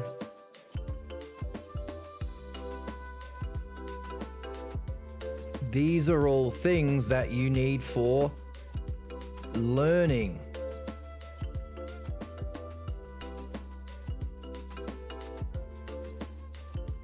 Not being told or taught. These are also the conditions formally for meditation. What's the whole point of meditation? Meditation is to, these are all yogas, various yogas, which means to join. It's the yolk, like the yolk of the egg, the joined part in the middle. That's where the word comes from. To join with being. And different yogas have their own different language to talk about that, because philosophy is the only spiritual tradition that has the logos, so we learn the actual language, so it's not just cultural. So they'll say, oh, we experience oneness, or we experience Christ consciousness, or we experienced universal mind, or we experienced Vishnu, or we experienced Buddha mind, or Buddha consciousness, or we experienced. These are all different cultural metaphors that lack the logos, of course, to point to what the all yogas are about, essentially. But we're adding the logos, we're understanding it. And we're understanding the method of understanding it. This. Wow.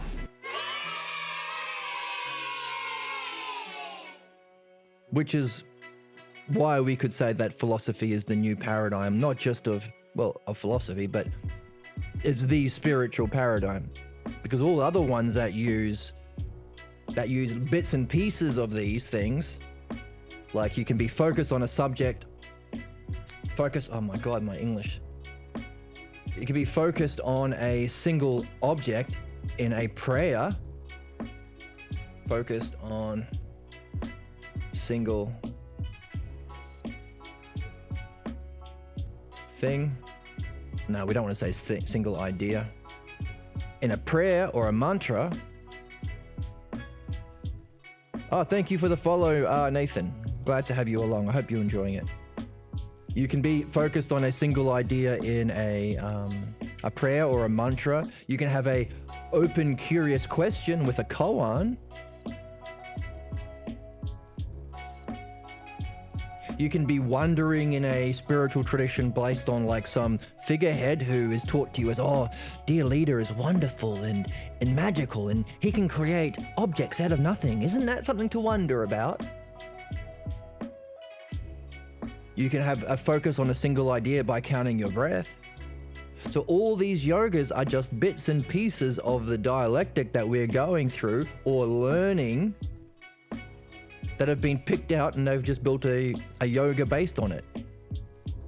But philosophy, along with logos or understanding, is taking the whole. Or going from, we could use the dialectic to make sense of that. We can say, therefore, we can say all yogas, let's do it. We can say all yogas, let's do a dialectic on it right now, just from what we've seen. Yoga's definition. Or self to self. To separate.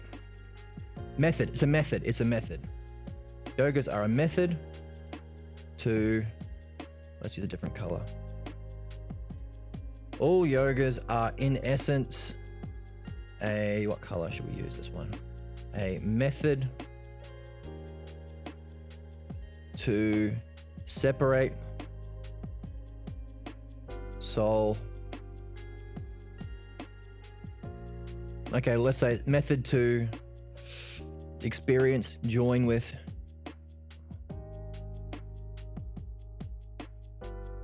being, let's say that. You don't have to be right. You just have to be, because you don't have to be perfect at it. You're just being just if you do that. Oh, great. I'm glad you're enjoying it. Glad to have you here. Feel free to share questions, ponderings, wonderment. Okay, how does it demonstrate or function?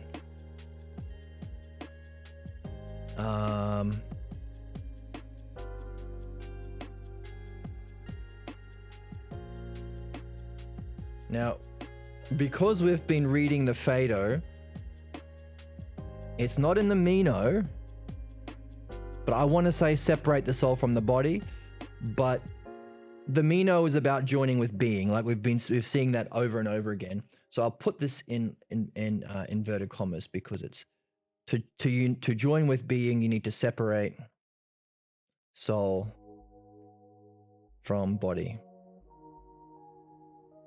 or the physical. All yogas have that at its essence. Now this is the theme of the Phaedo that we just finished reading. Body or the physical.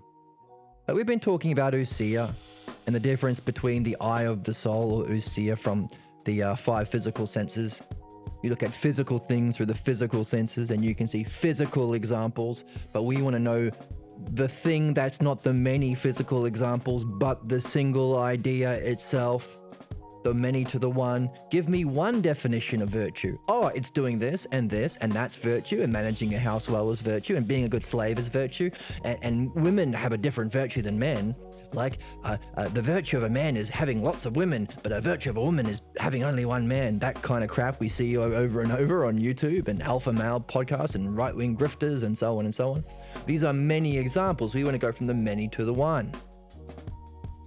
Now, we can also understand why we have so much of them and they never get resolved. Why have we not come to a conclusion on how to run the city well or run our government well? Why have we not come to a conclusion about what it means to be good? Because the principles are not physical examples of the principles. In other words, you need dialectic, because dialectic unites you with being, where the principles are. Otherwise, you're just pointing at examples you like. Oh, I liked it when Captain America beat up that guy, so I think virtue is beating up bad guys. I liked it when I like that Bugatti, I think virtue is having a Bugatti.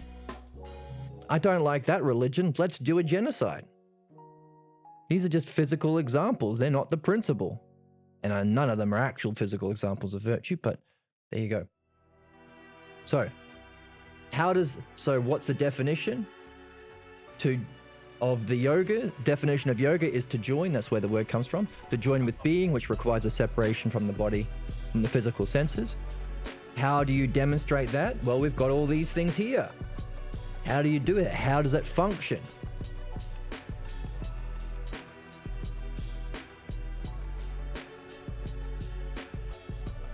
Well, you need to have a question.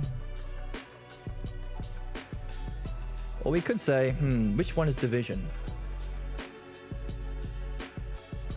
Okay, so the different demonstrations of this would be like mantras, koans, which are questions, like what is the sound of one hand clapping? Koans, questions you're given. Counting your breath. Counting breath. You could even say prayer, maybe. Dance, maybe. And so on and so on. There are many different examples of yogas. Okay. Now, if we do the division, what are the aspects or the divisions? Well, we can say, well, you need to be open-minded, that's for sure. If you already think you know, you aren't going anywhere. Open-minded. You need, this is a big one, single-minded focus or a single focus. Focus on a single thing. Like count your breath. Don't follow tangents. And there are lots of examples of that. Let your minds float away like a cloud and all that sort of thing, depending on what, ashram you're in. Single focus. Wondering. Whether it's devotion, like I wonder what happens when I die, or I wonder why my leader is so great. Question is a big one. Again, to do with koans. Genuine interest. Genuine. You're not just interested in proving your opinions right. Hey, debate me, bro. Ask me anything. I will own the libs. Genuinely interested. Yep.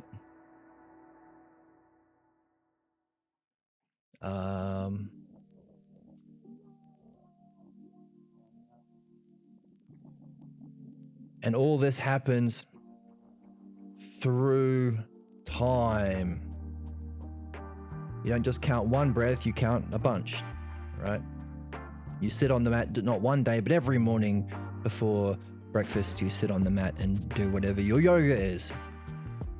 Okay? Now, if we were to take all of these as our conclusion step, sometimes called synthesis and analysis, or other back to self. Take these others that we just hear. Notice the flowing nature. What's the thing? Yoga. Okay, talk about it itself. Self to self. It's a method to join with being. Okay, now that thing you've just defined, take it to the next category. How do you demonstrate that? Mantras, koans, counting breath, prayer, dance, etc. Now all of those things, how would you divide them up? Now these divisions, can you unify them into a single division that you can take back to understand yoga even better? That's the conclusion, that's the growth, that's the learning. What have we been doing? Well, we have been wondering about yoga. We have had a question about yoga. We have had a single focus on yoga. We've been open-minded. We've been genuinely interested through time. We can also add, we have been systematic. Systematic. So when you count to 10, they'll have a system like, oh, count to 10 and then repeat again, or I don't know. Imagine your soul from the tip of your toes, then move it up to the top of your head, then go back down and up and down. It's a simple system, but it's a system. There's a dance that you do, or there's a ritual you go through when you take the psychedelics, or there's a systematic nature to it. Have we been going through this systematically? We have been systematically, open-mindedly wondering with a question that we're addressing systematically with a single focus, genuinely interested in understanding the nature of yoga.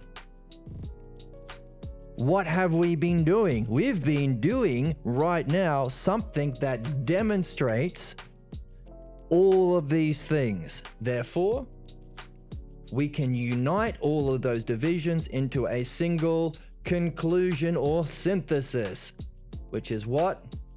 What have we been doing? Dialectic, baby. Dialectic. Baby.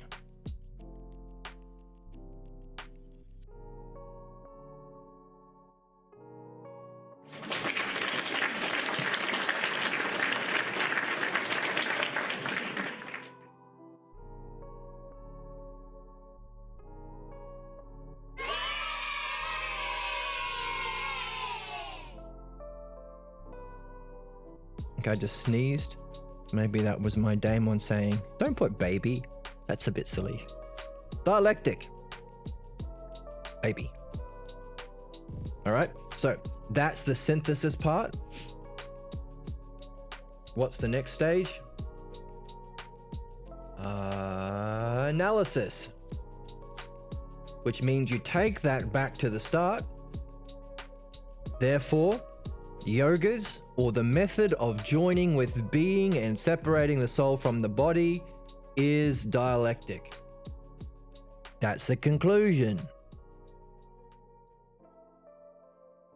Analysis is so we take this back to the start. Dialectic, yeah, is the paradigm or the ideal model that incorporates all of the parts. The paradigm, D-I-G-M, and we're using the word paradigm because we got it from the text. Let's remind ourselves. Oh, yeah, we were reading it right here. Let's read it again. So for your sake and for my own, I might not give you answers in that way, but maybe for the reasons we just saw, he's going to give them answers in this kind of way. But come along then, you must fulfill your promise. Try to tell me what virtue is as a whole, not the examples you see with your physical brain and eyes and stuff. As those who make jokes, oh, this is a really good one. This is the funniest joke ever. Like, use this at your dinner parties. When somebody breaks something, say to them, stop making many out of one.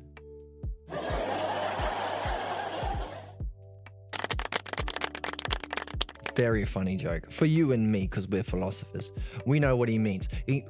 Don't make many out of one. Don't go into physical examples of something when we're after the one, we're after the whole, we're after oneness, we're after the principle, we're after the definition. But allow it to remain whole and sound. There's a goodness about returning to the one. There's a goodness about seeing it. There's a goodness that comes along. There's a benefit that comes with yoga. Joining with the oneness, the whole. Rising to a higher level of wholes. And say what virtue is. So use this, since you have indeed received the paradigm from me. Paradigm, thumbs up. So that's why we have the word paradigm. It's there in the Greek. Paradigmata. Paradigm. What's paradigm? So that's the word we're using. So as we read the text, we use the words from the text to do our own dialectics. That's what we do. So, the synthesis is synthesize these things. Synthesis is dialectic. Analysis, dialectic, which means take it back to the start. That's the others, which are these unified, back to the self. Isn't this cool? If this is the paradigm of understanding, the paradigm of answering questions, hey, getting some laughs. Nathan is a sophisticated philosopher. He gets that joke. When someone breaks a dish, you say, don't make many out of the one. And then you smug. And then you pull on your suspenders. And then you take a puff of your pipe. And you stroke your long beard. And then everyone will stand up and laugh and applaud. You'll be the belle of the ball. Now, isn't this paradigm of understanding that we use to go from many to the one, put the vase together at the dinner party, rise to the level of being, isn't it cool that you can understand these four parts with just two ideas? Self and other.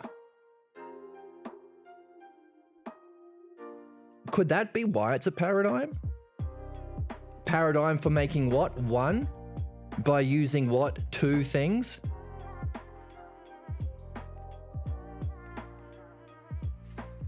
So if you can think of reality as an unfolding, reality, consciousness, thought, being, all of it, then it unfolds from a single cause, one, into two, then three, then four. That's the pyramid getting bigger. Maybe the reason why it's a paradigm of going from the many to the one, as Socrates has been saying, is because it's right up here. It's two to go to one. What does that mean? Just two ideas, self and other. By the way, if you think about the creation of anything, any reality, any universe, any unfolding in being, it has to start from self or in philosophy we call it one self. So some people would say for an unfolding of everything, it has to start as a single point, a one, a big bang, a single unit. Now, if the universe generates to have cells, we must also realize whatever that single one was had to have a selfhood. Otherwise, what the heck is this? Like, we're not just machines, we have consciousness, we have a mind that we can use to reflect on ourselves. Even the highest experience of minds is being experienced by something. That's the self. So in philosophy, we call it the one self. Socrates calls it that. Parmenides calls it that. We call it that. So we have self, or the one self, but to create anything, if there was just one, it has to start by creating another. Whatever it is, I want to know myself. Let's create a single other thing. Now we've got one and other. You need to start that way. If it was just one self, then we wouldn't have the necessary conditions for time, to learn the dialectic, to reflect on ourselves, to have the fun we have on this channel. And if you have another, then you can create from that too more things. Oh, well, I can call myself the same because I'm the same as myself, and we can call that other thing different. Same and different. Oh, that other thing we can call it a limit. That's the limit. That thing I just created there, I'll make that the limit. But now they've got an infinite amount of points between me and this limit. Infinity and one, or a limit and unlimited.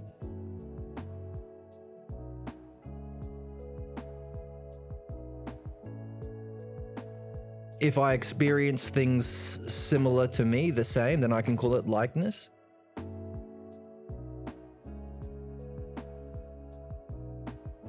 I can have, I can participate in time with different things. In other words, you're having a further unfolding from the single idea of self and other. But you need the other to begin with. Now, this is the questions that we wonder about in philosophy because, well, we want to understand where being comes from.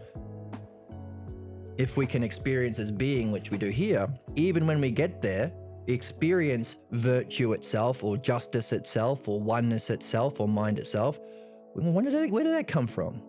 And if there are different ideas or aspects, which are all the subjects of our dialectic, what is being, what is virtue, what is shape, which comes first? Does beauty have to be just? Does justice come before beauty? Does goodness come before both of those?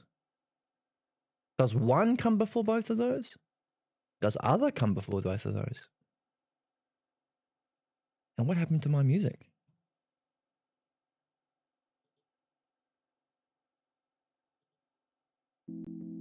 Oh, there it is. So these are questions that we wonder about. What's the cause? Oh, and by the way, that is nothing other than taking all of the divisions in being and wondering what's more primary, what's more causal, what incorporates all of them. That's synthesis. So even this question is another example of doing the dialectic on being.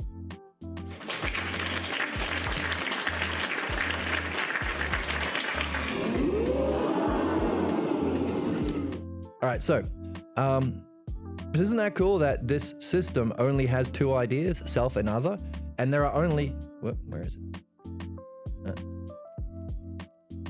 And there are, okay, let's just delete that. Let's delete that. And there are only 4 possible ways of arranging these two terms. So you've got 1 to 2 is to 4. By the way, those who are reading along with our music, discovering the logos of music, will get to this. 1 is to 2 is to 4. That's called a geometric mean analogy. 1:2. Mean analogy is when you have, this is a normal analogy, 1:2 as 4:8. So an analogy, again, same and other. The principle of thought still uses this idea of generation from one. You have the same relationship, 1:2, that's double, as 4:8, that's double as well. So you have this thing applied to one set, applied to another set.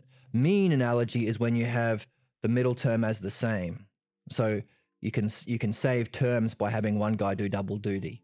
1:2, double as 2:4. Now this particular mean analogy is called the geometric, which is double. You can have another one like 1:2 as 2:3. That's called arithmetic because you're just adding, you're doing arithmetic. Add one here, add one here. Whereas geometric means times 2 here and times 2 here. And we'll get into that in music because all music, when you create your same and other in music, you have your same idea, which is like a single note or a single sound, and the other that you make to create a system is the octave. And all music theory is then you create some divisions within that. That's the octave. That's where music comes from. Octave. And the octave in terms of frequency is a geometric relationship. If this note is 200 hertz, this note is 400 hertz, and the next octave is 800 hertz. And this one would be 100 hertz. So 1:2:4 is geometric. We call it the parent ratio, the parent analogy, because when you've got the parent, you've got your one and your other. You've got your one and the other, or self and other. And then you use the other ratios like the geometric, like the arithmetic and the harmonic. They're pretty much only two other ones. Use the other ones within that parent to find the perfect fifth and the perfect fourth. And by the way, this doesn't just apply to music, it applies to all systems that unfold in our physical reality. But we're just doing music on this channel because it's fun and it's fun. So, and by the way, the reason we're doing it, not only is it fun, is we are learning the unfolding of reality through music to gain an insight into what we're doing here. As above, so below. Why? Because if it's a paradigm, it has to be a principle, which means it applies to everything, which is what we saw up here. All right, so back to this. That was just a little bit of a tangent, just for no extra charge, which was what? We want to get one definition. We want to go from the many to the one. That's the object of our dialectic. That's our single focus.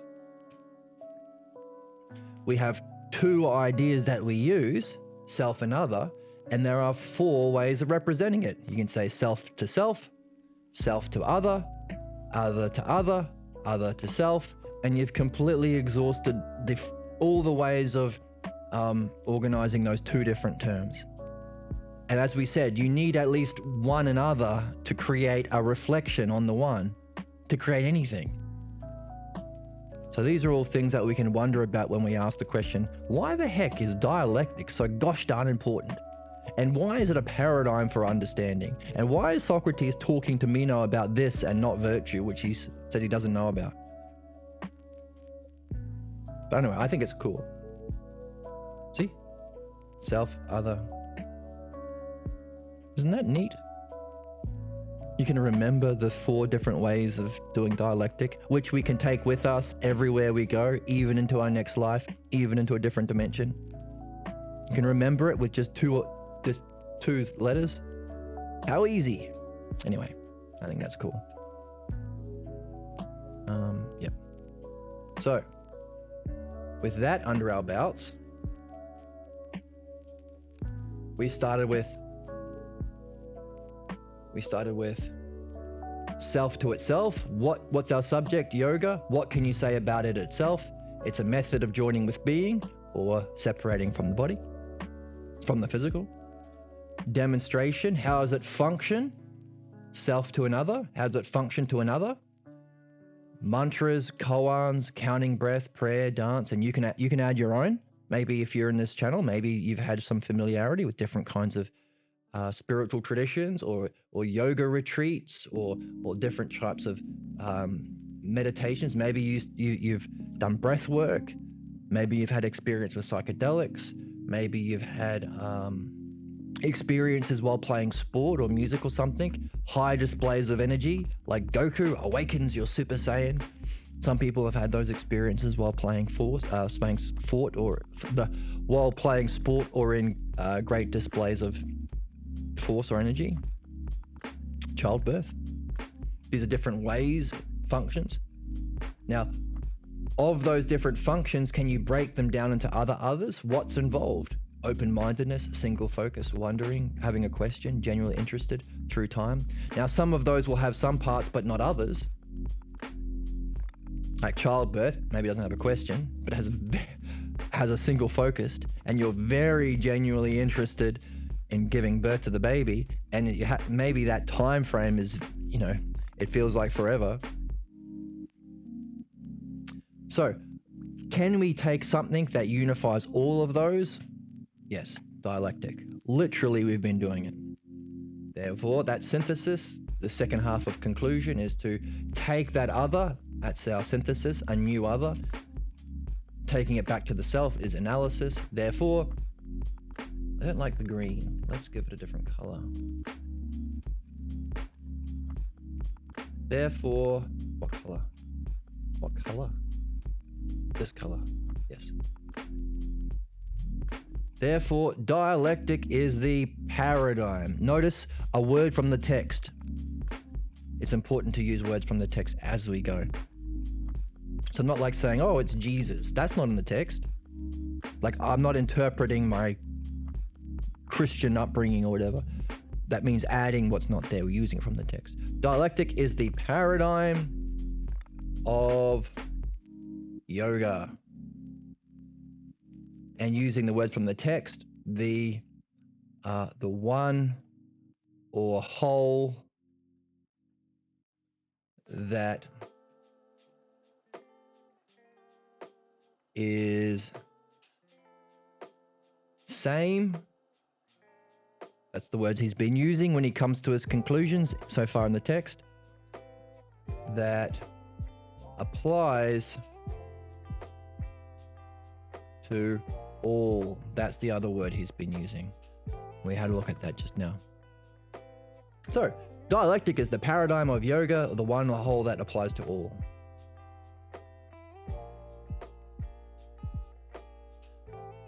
And, now, we failed a little bit here. Yoga was the start. We had defined it. The method of joining with being. So we need to incorporate that as well. Let's move this down then. Okay, that's all right. Is the one or whole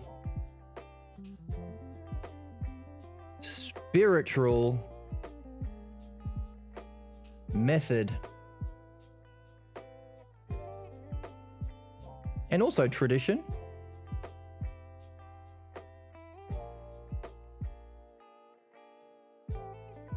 that is the same that applies to all. So, we just were reading that one of the tragic things in Meno's way of what he thinks it means to learn, what he thinks it means to learn virtue, is being taught or being told. And Socrates says that's theatrically tragic because you don't get initiated into a spiritual mystery. And we have been doing the opposite. We've actually we haven't been told any of this. We have been learning. We have been genuinely interested. Genuinely interested. We have been reflecting in time today. We have been using a systematic way of reflection. We've been singularly focused, wondering, and open-minded. We've been learning. That's the dialectic. What's that called? Dialectic.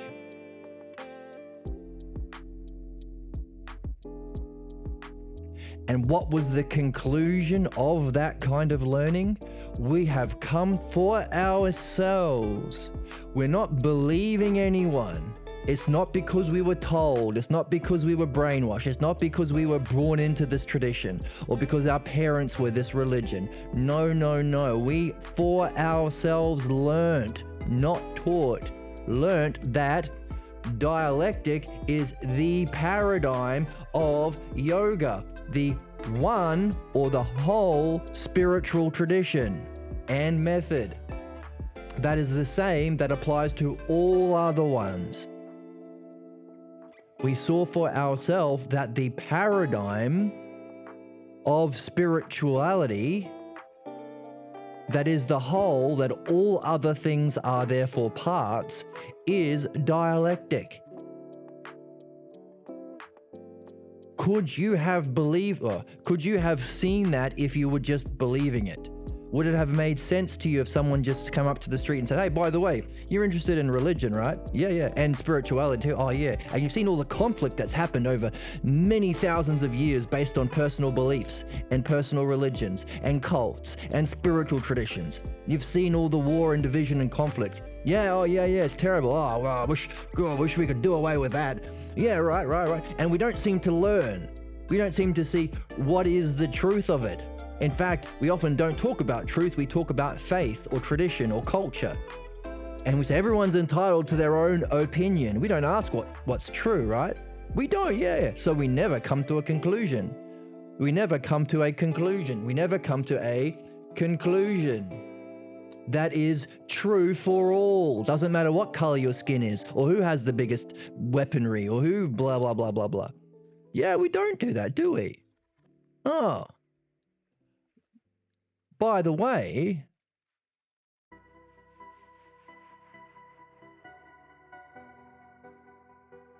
it's dialectic.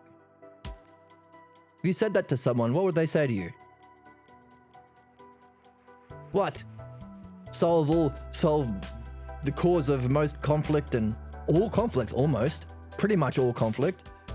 All religious conflict, spiritual conflict, personal opinion conflict, ignorance conflict, tradition conflict, racist conflict, sexist conflict, classist conflict, fascist conflict, that are all based on personal opinion, faith, tradition.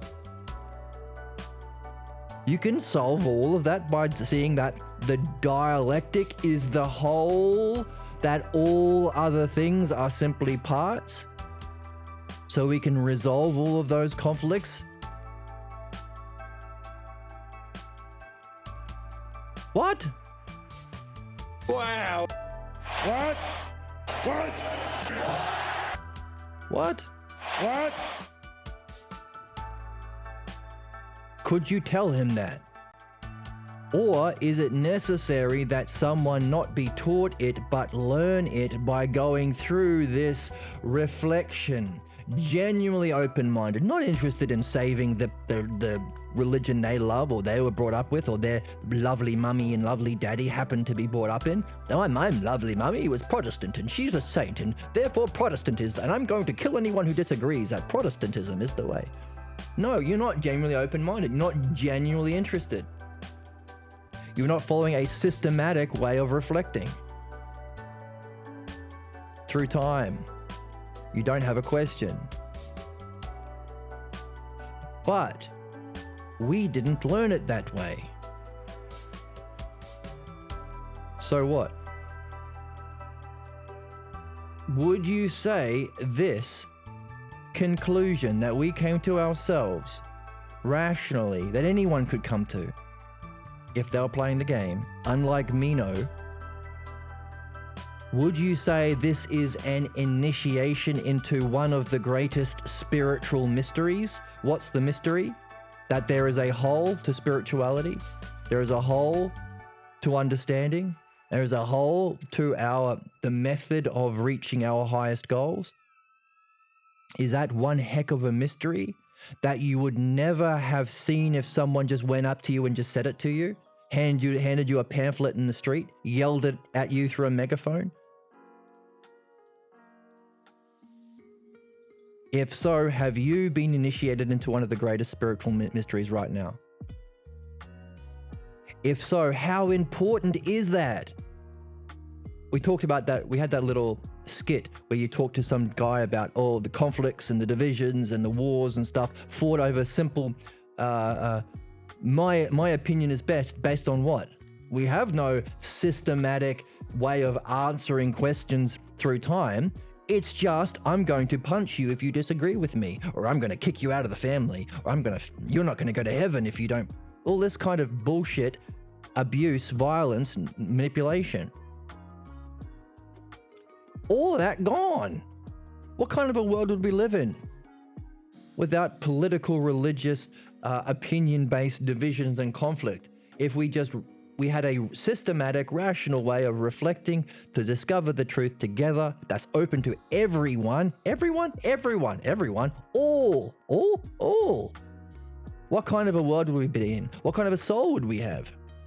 What kind of a soul would we take with us into our evolutions, into the higher dimensions, into the other planets, other dimensions of reality? See the consequences, the divisions that come from a new spiritual insight that you have yourself got through your own learning or demonstration, that you can see the implications for humanity, for yourself, for your evolution, for your learning, for your growth. Therefore, can you come to your own conclusion based on this reflection that we've just done today? Please do. And join the Discord and share your reflection and your conclusion with your friends. Share it in the chat below. Discord is free. There should be a link below. You can share it with others.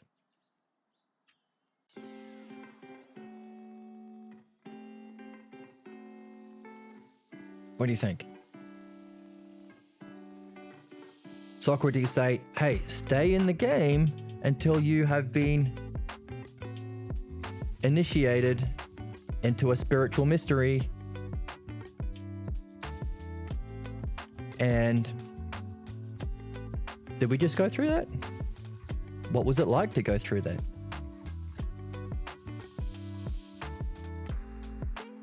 Don't leave before you've been initiated into the mystery.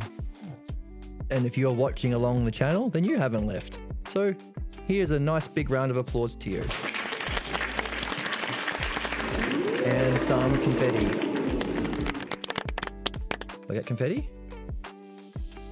Where's my confetti? I do this. No, balloons. Okay. What about confetti? Fireworks for you. Because you've stuck around in this channel, just like Socrates has said to do. Meno said, give me the answers. Socrates says, it's not that I'm not eager to give you answers, buddy, but for your sake, for your benefit and for my own, I'm not going to be able to give you the answers in that way. Have we seen more about what is behind that sentence of Socrates? Have we for ourselves figured out what might be behind that? And have we also figured out what might be his different way, his new paradigm for helping Meno come to answers? And how does this relate to initiation? Does it apply to, and this joke, have we understood more about the joke? Has this new way of learning, not being taught, which is also a spiritual initiation, and also maybe even the whole of spirituality that unifies, brings everything together. All other traditions are just taking bits and pieces or are parts that everyone can share in. You don't have to be born Buddhist or raised Catholic or man or woman, as we said already. It's for all. Would that allow us to make sense of this joke, to make one from the many? The joke is when someone breaks something, you make a joke. Stop making many out of the one. We want to go to the whole. Is that a way of raising to wholes? Would it make us more sound? And is that related to virtue? These are all questions that have come up from that insight. So not only do we get an insight and initiation, we've got even better questions to carry with us. Isn't that cool? What good are questions? You can do this some more. You can do this again and again and again, leading to greater insights, greater understanding, greater initiations, and each of them give birth to new questions. That's the game. That's the I'm game. looking for someone to share in an adventure. You're a wizard, Harry. That's the true hero's quest. You could say even all other heroes' quests are taking elements of this. Harry Potter has to go on a quest with a question. Luke Skywalker has to stay focused on his goal of knowing his true self as a Jedi. Everyone, all video games that have a development of a hero character level up through a structure on a quest, which means to have a question that you genuinely seek an answer to. All other media, stories, heroes' journeys could also therefore be seen as parts within a whole of this, which we could call this the paradigm of the hero's journey. I'm looking for someone to share a wizard, in Harry. an adventure. And like Nathan is saying in chat, but if I tell you, you wouldn't understand. So you can say that and sound very mysterious. But notice how, and it's true, you're absolutely right. But what does Socrates do? He doesn't say, oh, if I tell you, you would understand, get out of here. No, he's still with this guy. He's already given him a bunch of dialectics. He's still going. He says, look, if I tell you, you wouldn't understand. And it wouldn't benefit you. And not only that, it wouldn't benefit me. There's something about us that is benefited from going through it. That's a question. Take that with us. Put that in our question sack. This is us. Where's our picture of us? Here. We have a question sack. This is us. We're seeking excellence, looking for key terms, looking for patterns. We got a pattern of 2. We can add this to our skill tree. This is using leveling up a character in a video game as a metaphor. So we got a new 2, we got self and other. Put that into your skill tree of 2s. We got a 4, DDAS. That's a 4. Add that to your skill tree. But we've got another question that we take with us in our inventory. Which is, how are we also benefited by answering questions in this way? Even though we might be eager to just give the answer. Like you see a friend struggling with their religion or struggling with conflict or political, we never just can understand. Why can't we actually come to a conclusion on how to rule a country? Why is it always fascists against corporate shills? Why is there nobody actually, and why do we never actually learn? It'd be really tempting. You'd be very eager to say, that's because we don't have the dialectic.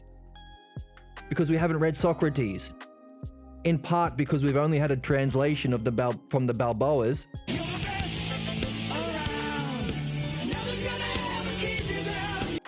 For the last 5 or 10 years. So all the other past translations have been mistranslations, tragic mistranslations. The opposite of philosophy. So we haven't been learning real philosophy.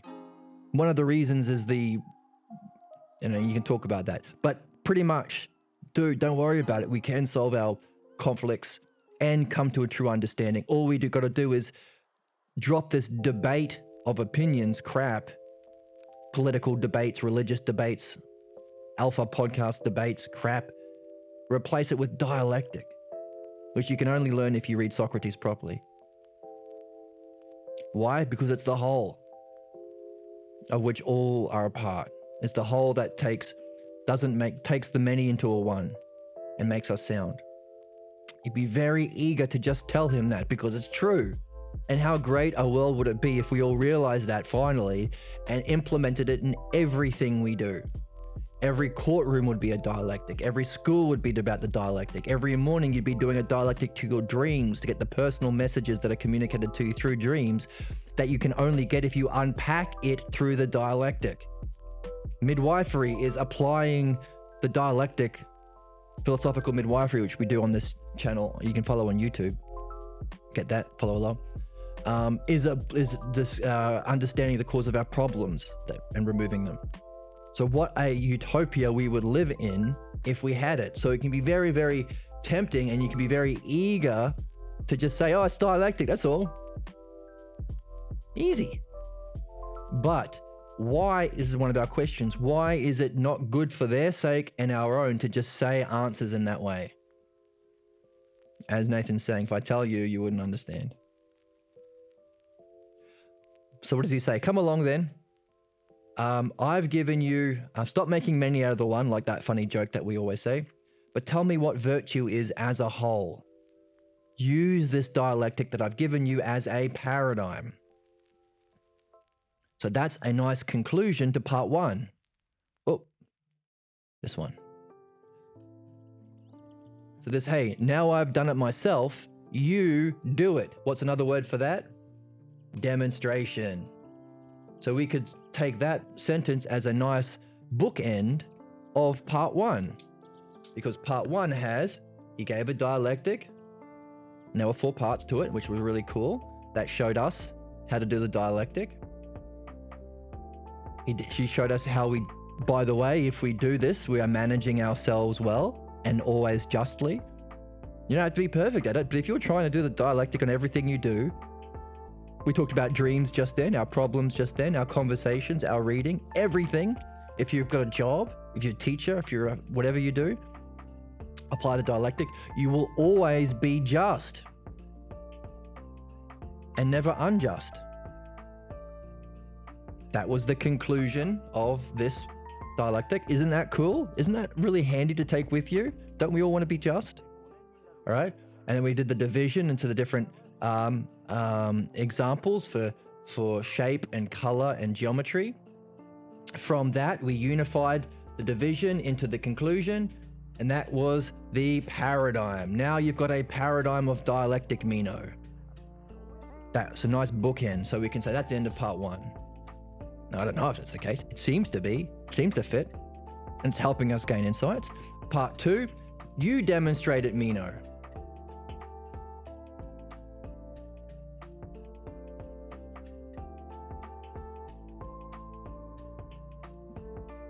And didn't do very well because he quoted some poet that happens to agree with his opinions. Isn't that how religion works? You pick some inspired poet or prophet or author who happens to have the opinions that you like already, which is why there are like 1,000 different Christian traditions based on apparently the same book, because you pick and choose interpretations or parts that agree with whatever you already believe. And then when we evolve out of like thinking that slavery is good, we conveniently ignore those parts. So, oh, no, that's in context. We use the word context. Oh, no, it wasn't wrong. It was just context. The magic word that gets you to ignore the fact that your book was wrong. What are we doing? And by the way, it doesn't have to be religious. Oh, the founding fathers think this and that. Yeah, but the founding fathers also thought that. Ignore that. Because what's your paradigm? What's your principle for using the founding fathers as your standard of truth? They already agree with my opinions. Then all you're doing is debate bro crap. By the way, isn't that how philosophy is taught? Isn't that how psychology is done at the moment? It's an eclectic tradition. In philosophy, you pick opinions from Kant and Hegel, and you're smart because you can collect them together and use them in an argument to prove whatever you already think. Don't psychotherapists do the same thing? They learn Gestalt theory, and they learn, cognitive behavioral therapy, and they learn this theory and that theory, transactional analysis, and they just pick out the bits that they like to cobble together their own theory. There is no paradigm until we get the paradigm, which is the dialectic, which is why the dialectic applied to problems is the new paradigm for understanding human problems. That's the subtitle. That's what Meno was doing. He hasn't seen it yet. I believe in personal evolution, this is from the chat, at the same time is not separated from the collective. Everyone is at the same stage of evolution. Well, yes and no. Like, we seem to be here as a collective, but your personal evolution is not limited by the next guy. You could be in the most ignorant, racist family, but you can evolve through the dialectic. And hey, our culture may not pick up the dialectic fast enough.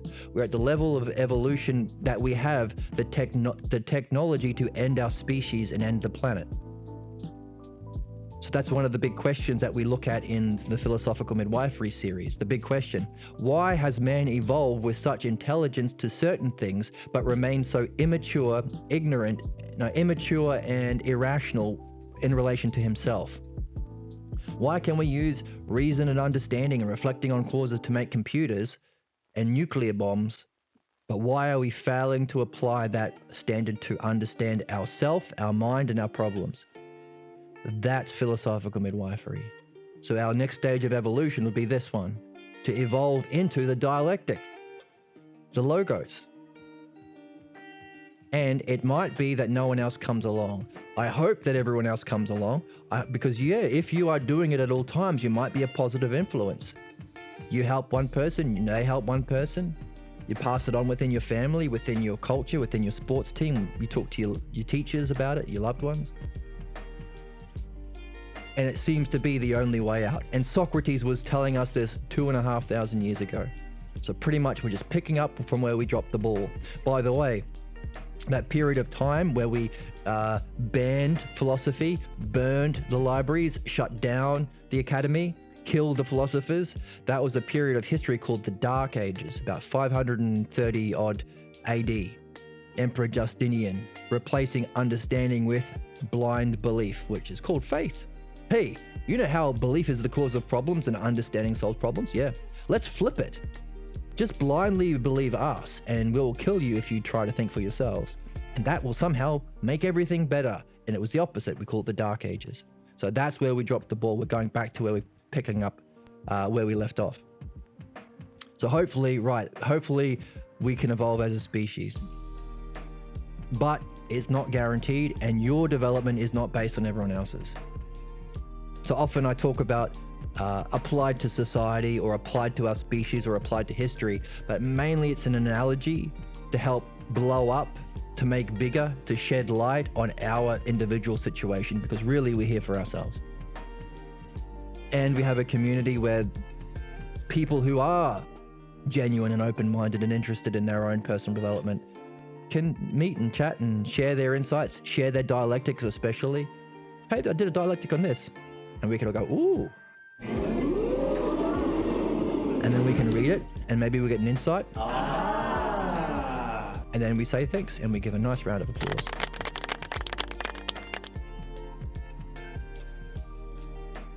So, we have maybe been learning differently than Meno, but we can also see how Meno picks up. Part 2, can you demonstrate it? So now we've got a good working structure. Maybe part 1 we could say is definition, because these are all definitions Socrates gave. A definition based on definition, definition based on demonstration, a definition based on dialectic, and each of them had the 4 parts. So there's 1, 2, 3 levels of dialectic within the text. How bullshit is that? How, in the good way, like how amazing is that? How profound is that? 3 levels of dialectic happening all at once. And if dialectic is related to justice, wow, virtue, excellence of the soul, how excellent is Socrates' soul?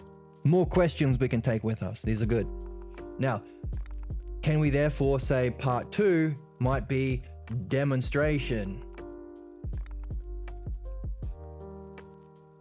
Because he is saying, now that you have the paradigm, that was the conclusion, use it. What's that? Now that we have self to self, we've defined it, we've got the paradigm. Oh, now we have a good understanding of what self to self is. Maybe when we know we've done the first category, definition, self to self, we end up with a paradigm. What's paradigm? A whole that applies to all. That's what a definition is. So we just gain another insight. Hooray. So when we do definition, self to self, we start off with a topic. What's our topic? What is virtue or whatever? What is beauty? Whatever you're doing. You know you have got to the end of the definition and given yourself a tick when you have a paradigm that applies to all.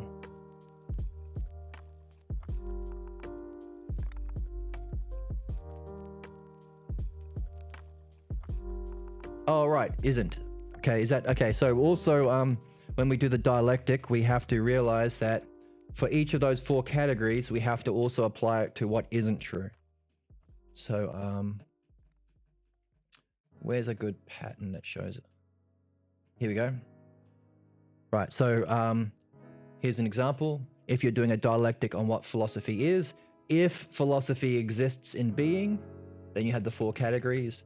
But you also, like Nathan is saying, what if philosophy isn't? What if it doesn't exist? You have to do that as well.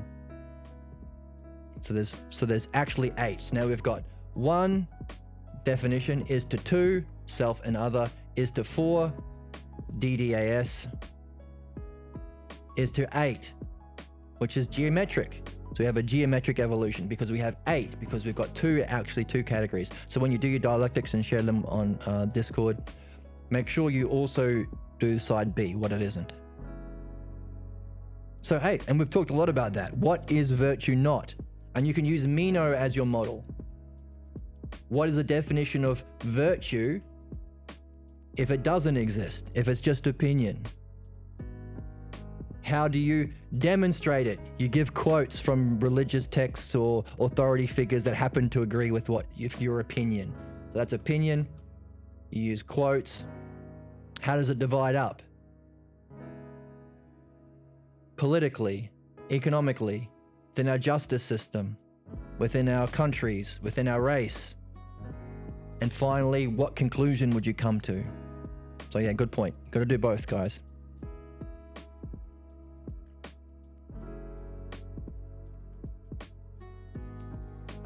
Back to where we were.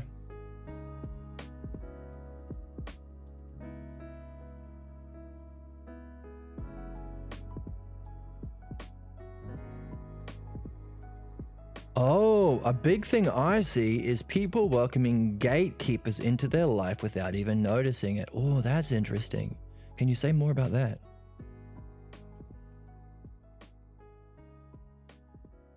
Right, this is the opposite of, and this is the opposite of gatekeeping. Everyone plays. In fact, someone who epitomizes what virtue isn't, Socrates is inviting him to play.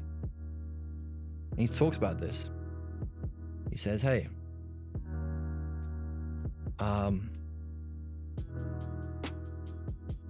if I was talking to those people who claim to be wise, but are actually haters and debaters, antagonistic sophists, then I would say, okay, if you don't like my answer, you have to, it's your work to take up the logos and say where we missed the mark. You can't just say, I disagree with you. Whereas if we were friends, so he's inviting Meno to be a friend, I would choose dialectic. The word is dialectic under here. Dialectic with you and discourse with you as you and I are now doing. And I would reply in a gentler way, in the way of the dialectician. Thus, the more dialectical way is not only to answer the truth, but to equally to proceed by means of the premises which the one who is questioning acknowledges they know. Once you've said you know something, we go to the next step. We flow on. And I make sure that you follow. It's no gish galloping like the grifters, the right-wing grifters do. I'm going to say, and the politicians do, I'm going to say 15 points really quickly. All of them are wrong, but so you can't disagree with me. We are going to go together in a gentle, friendly way, proceeding, and the premises is that we acknowledge that we are know. Okay, that's what he said already. Oh, so the introduction. Oh, okay. The feature is being developed, not a young age, not a bug. Right. So this is to do with gatekeepers.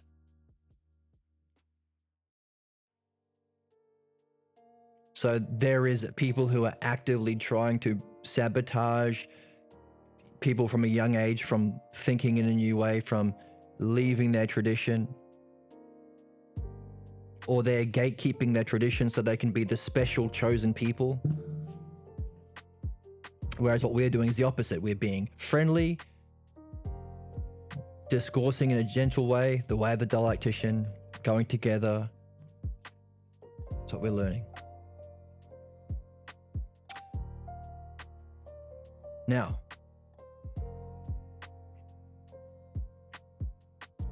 part 2.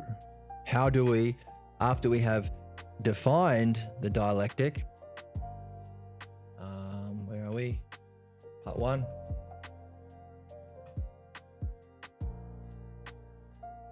Oh, and we have a new idea. We have a paradigm. If we have a paradigm, we have completed definition. That's pretty cool. So you do your first thing, define beauty. Oh, don't give examples. Come up with something that is a model or a paradigm. The archetype, you could say, that applies to all beautiful things. So when someone says, oh, it's a beautiful dog, you can apply your definition to distinguish that dog from an ugly dog. Beautiful person, you can apply it. A beautiful idea, you can apply it. So that's how you know you've come to a definition. Now the next category is, can you use that definition? Give a demonstration. Use that self that we've just defined, that paradigm. How does it function to another? How does beauty relate to our soul? How does beauty relate to justice? How does beauty relate to philosophy? Okay? So if we've just had part 1, which is a definition of dialectic or virtue, maybe both, maybe one, I don't know. Then he's saying, now that we have a paradigm of dialectic, can you use it, Meno? Now that's interesting. If he's saying demonstrate it on virtue, then maybe virtue is the second part of the dialectic. So self and other of the text, maybe self is dialectic and O is virtue. And you could do it that way. Like the dialectic we often look to is the first hypothesis of Parmenides, Socrates' teacher Parmenides defining the self. To talk about the self, he says the one self. So there's one and other is self. Or maybe self is self and other is one. Doesn't really matter the way he does it in the first hypothesis, because he'll come to a conclusion about what a pure one is, and then he'll apply it to the self. But then the next argument because he's just demonstrating the dialectic to Socrates, then he'll come to a conclusion about what a self is. The self isn't some other, and then he'll conclude it about the one. Whoops.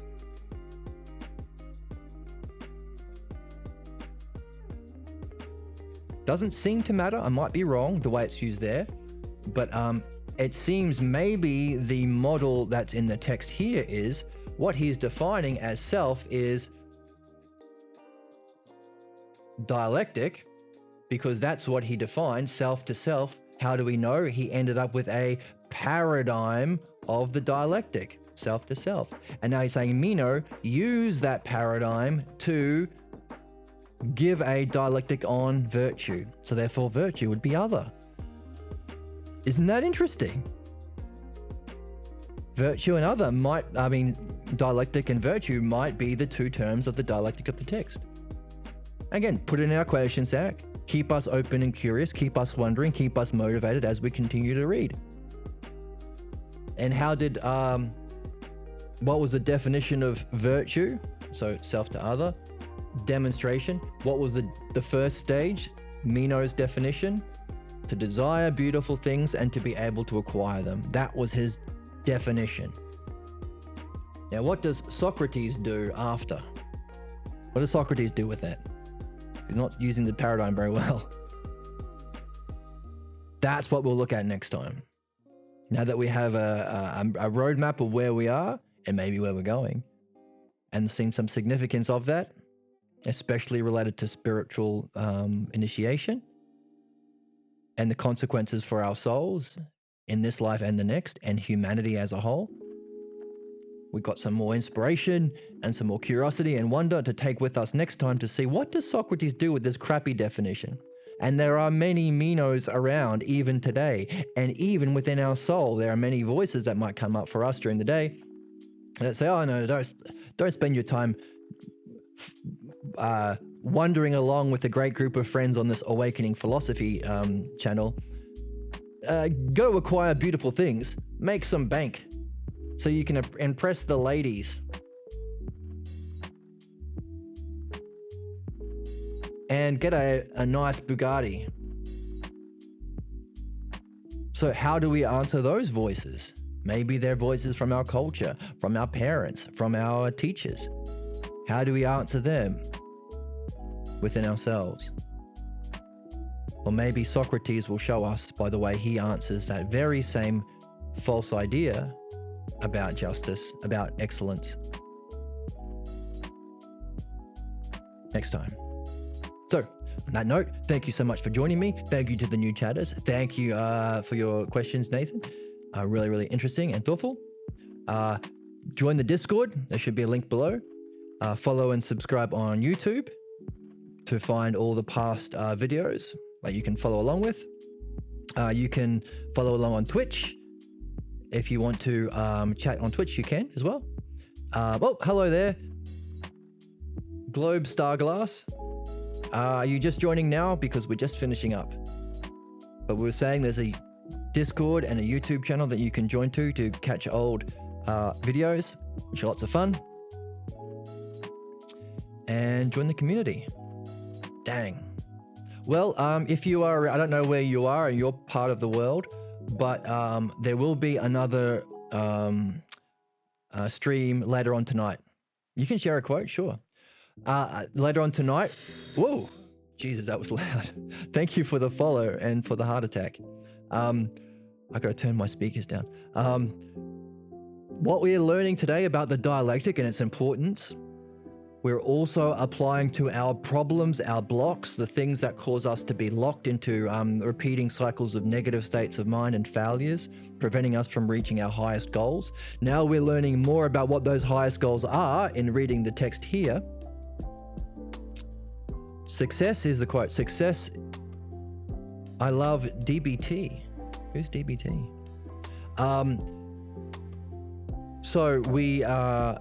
So that application of the dialectic to free ourselves from our problems, to allow us to reach these meaningful goals, that's called philosophical midwifery, and we'll be having a stream on that probably later tonight. Oh, okay, cool. Dialectical behavioral therapy. I like it. I like it. So yeah, formally, the model for what would be dialectical psychotherapy is called philosophical midwifery, and we read that on this channel, so check it out on YouTube. And we're into the second chapter. You can jump in anywhere, but we'll be having another stream of that tonight, so keep your eyes open for that. If you just because you jumped into the stream late, we'll have another one later on tonight, so check that out. Success is the progressive realization of a worthy ideal. Right, you're in Canada, eh? Right. And that's interesting because we've just been talking about how the dialectic is a progressive thing. It's not every time you go through the dialectic, you end up with a new conclusion that allows you a deeper understanding that gives you the material to do it again. It's a cycling up. We are in a relationship.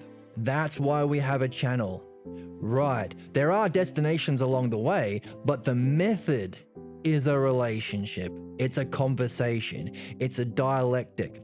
As Socrates was saying, it is a gentle way. It's the gentle way of,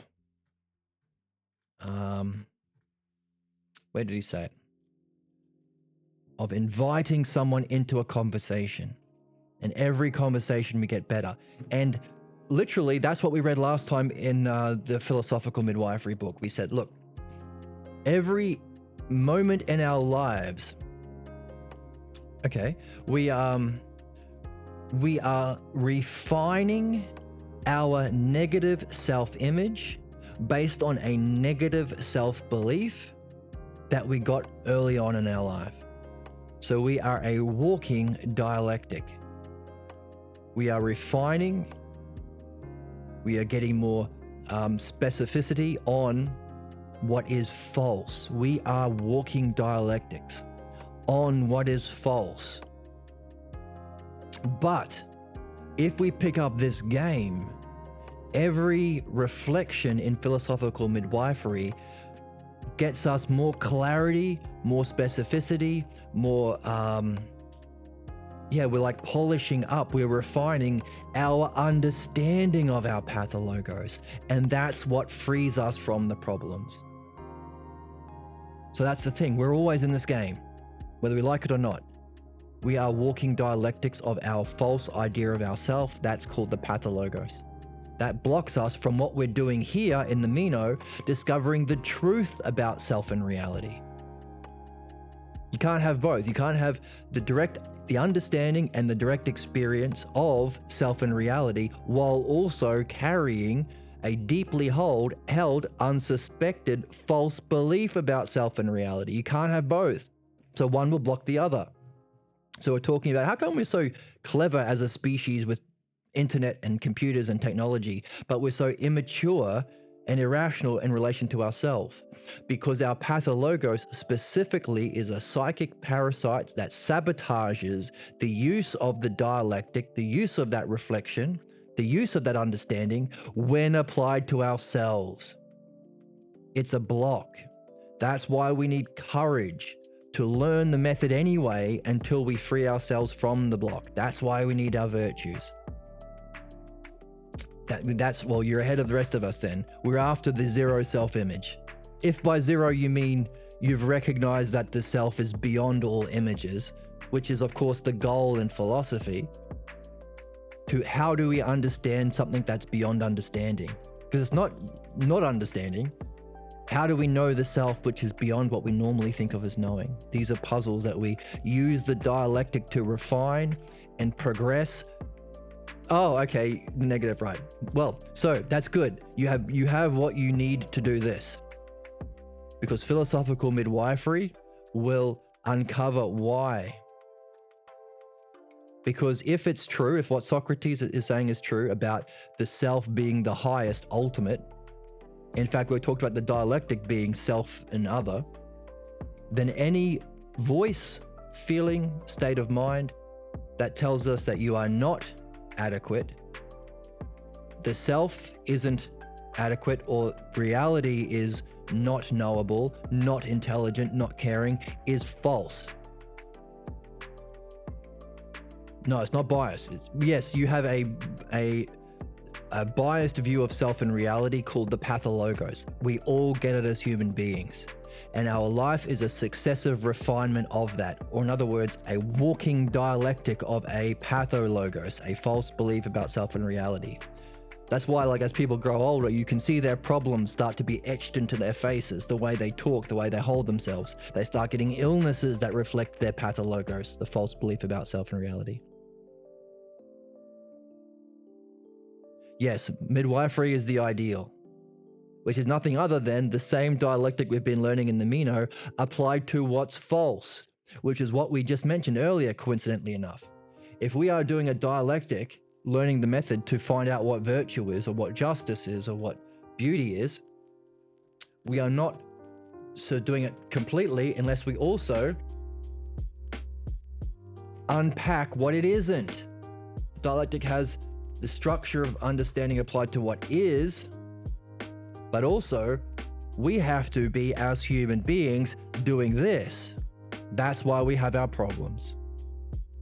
We're given this question because we forget reality as human beings. So that's why we read Plato. That's why we read the Meno. But as human beings, we're also given this question. We're given a second kind of question, which is, why do I think I am inadequate, or reality is not caring, or I can't see eternity itself? Why do I think self and reality and my own understanding is inadequate? Considering Socrates is teaching us the exact opposite over here. Those are the two questions we get as human beings. And this question is, this false belief, or this false answer is the cause of all of our problems, major problems. So we could say, well, that's terrible.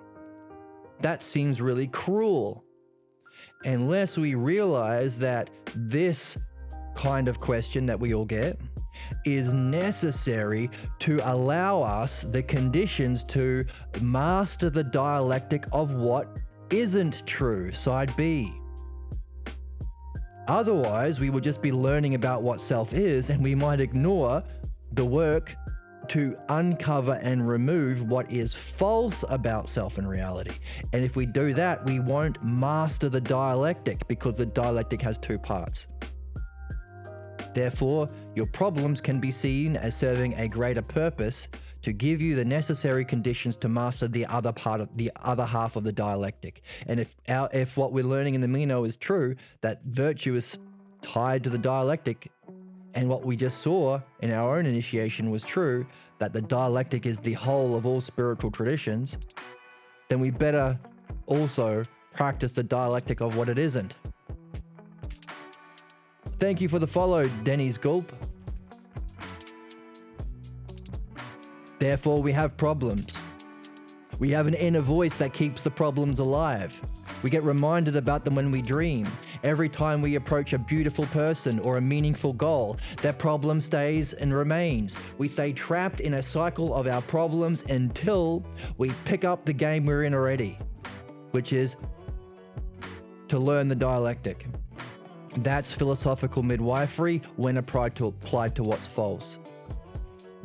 So our lives is a successive refinement of our false beliefs, which then becomes our self-image, which then becomes a way of relating. Well, it becomes a way of relating to ourselves and others. It becomes a way of being. That becomes our self-image. So our self-image joins with an unsuspected false belief about ourselves. That's our human life.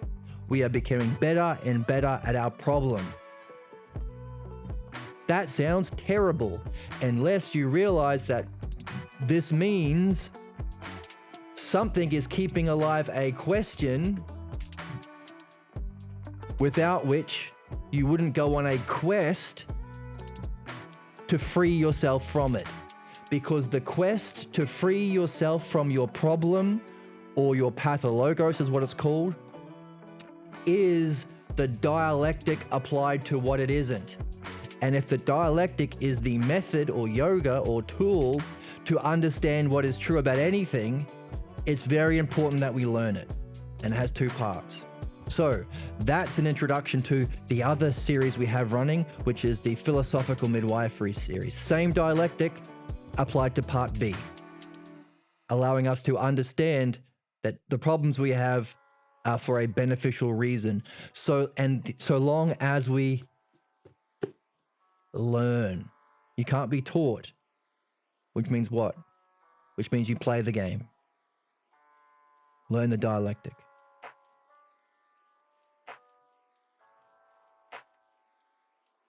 Yeah, it's an interesting way of saying it. I'm scared of letting go. Right. So all of those fears and doubts also are like fit together as like gears. So there are beliefs, problems, doubts, fears. That's not a very good gear. They all, part of philosophical midwifery is recognizing them, not believing them. They're not true. They feel true. They affect us as though they're true, but they all fit together as like cogs in a big machine to support a fundamental pathologos, like a rotary engine. Yeah. But that's exciting. A new way of understanding problems and a new way of, and the way of solving problems. That's philosophical midwifery. And it's often called the Orange Sutra. And you say, why is it called an orange? Isn't sutra a name for a spiritual text? Well, that's what we saw today. That dialectic is the paradigm or archetype or model or the whole of all spirituality. That's what we looked at today. So applied to what's true, real philosophy. That's why we read Meno. Applied to what's false, the other half, and you can't do one without the other. If philosophy is a meaningful goal, it will service your blocks, so you better be doing this too. But if you just want to become free of problems, you need to be pursuing most meaningful goals to surface those problems. So if you just, and I've seen a lot of people who get into midwifery and they remove enough problems to have the job they want or have the relationship they want, and then they're out the door. They've still got their problem. In other words, you have to be pushing excellence, which is what we're learning about in Meno. Otherwise, you won't sufficiently surface the entirety of your false belief, your pathologos, meaning you're not entirely free. So you have to be doing philosophy along with midwifery, and midwifery along with philosophy. Yeah, it's a spiritual, they call it it's a spiritual text. only it's spirituality through the paradigm or understanding. Indians call it sometimes a jnana yoga. Yoga meaning method, and jnana meaning through understanding or through the intellect. Right, so it's a choice of goals, whether or not we reach them, whether or not we maintain them. All of these things we can mine for terms, for material that we can apply to the dialectic in midwifery. Right, that's an interesting point. Is it metaphysical because we're talking about our physical problems? Well, it's metaphysical in the sense that it's a false belief about self and reality. And those two things, reality is being, which is the metaphysical realm. Self is beyond even that. So it's about that, but it is about our physical, but our problems that we normally identify in our physical world. So you could say it's not really metaphysical, but it does. That's a good question. The freedom you get from being, because it's false, right? It's like, you could say it's the inverse of metaphysics. We have here a picture of the logos. You say the logos is like a ladder we climb. The logos is a ladder we climb. That's why we read. We get the logos from Socrates. That's why we're reading the Meno. It's a ladder we climb, and we perfect our understanding through the dialectic. But as we talked about today, it's spiritual. It affects our state of mind. That's the way of the dialectician, to reach the good, the experience of the good and the self. But it casts a shadow. This is the shadow. This is the cause of our vices or our problems. As this is the path, this is the logos, the ladder up, which has the understanding rung and the state of mind rung. The pathologos is this. This keeps us bound to failure. So if you said, well, the highest goals in this ladder are metaphysics, non-physical, beyond the physical, the realm of being, and beyond that, the self, then this is the shadow of that. So you could say philosophical midwifery is the shadow. But being free of your false ideas, your distractions, your sabotages, gains a lot of focus, gains a lot of energy, gains freedom itself. A freedom you can use to climb this ladder. So it's needed for spirituality. It's needed for metaphysics.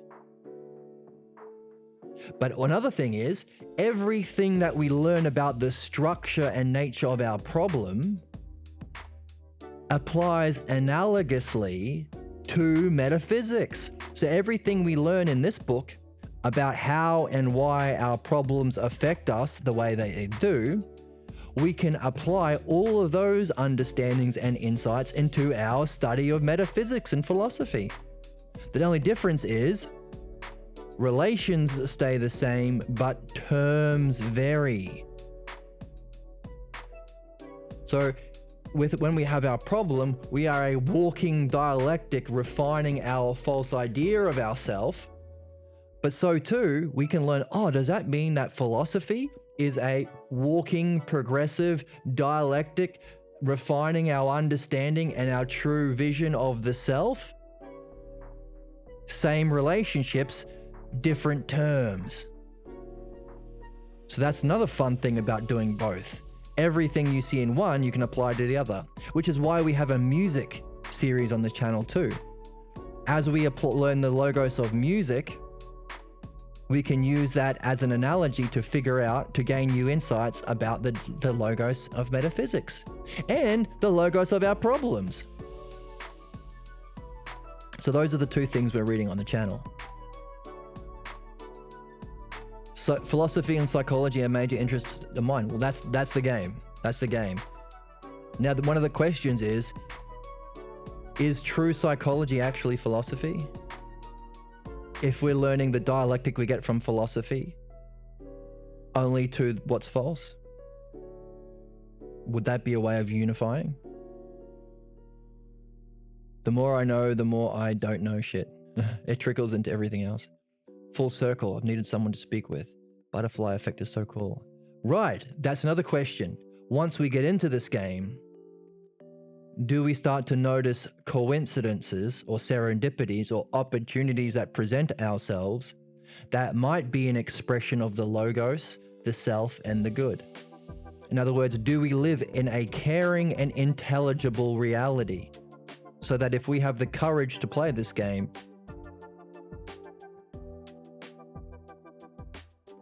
yes, then we might start noticing those opportunities or coincidences. We might gain proof. Let's, just as an introduction, I'm going to read the opening to chapter 2 that we're on. It is entirely possible to verify for oneself that we are a part of a caring and intelligible universe. The verification is a kind of proof, since it is a way of understanding that is based upon a realization that our mind constantly communicates with us and for our benefit. The communications from the mind are as profound as they are utterly appropriate to our circumstances. For while the scope of mind is pervasive, its precision is always directed to what is personally significant. We will demonstrate that our choice of goals, the problems we face, the daydreams we have, the fantasies we have, and the dreams that visit us in our sleep, each and every one of them are like doorways into the richest source of insights into our life. What we discover through these insights is that the mind itself provides ample evidence of its own goodness and intelligibility. That's our goal here. It's also our goal in philosophy.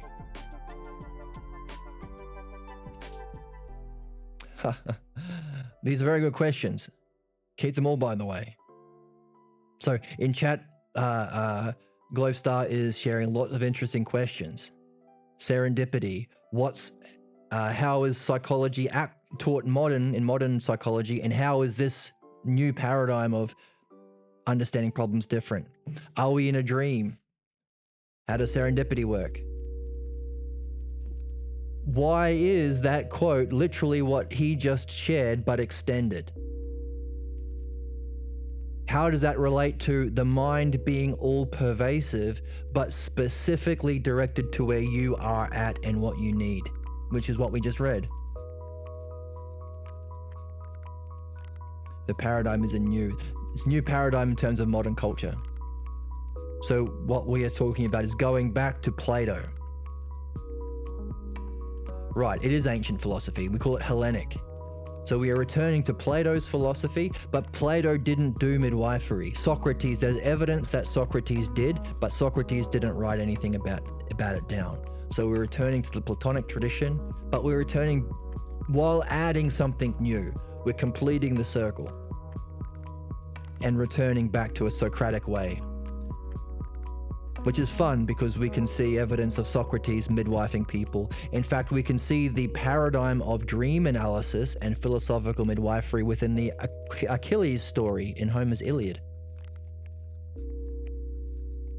So we're bringing it together into a unity. So with that in mind, thank you so much for joining. We have where we're going next time. What does Socrates do to demonstrate the dialectic to someone like Meno, who has given us a false definition? That he thinks beauty is desiring beautiful things and being able to acquire them. What does Socrates do? He's given us definitions, but how does he demonstrate the dialectic with another person? And speaking of applying the dialectic to someone who has a false belief, make sure to tune in to Philosophical Midwifery, because that's what we're doing with our own unsuspected false beliefs that limit us in our game. So be sure to like and subscribe on YouTube so you can follow those, and join on Discord. There's a link below. It's free. Follow on Twitch if you like. Support on Patreon if you will, and there should be a donation link there somewhere if you have the means to support the channel and you want to. And I look forward to seeing you next time. Yes. Well said.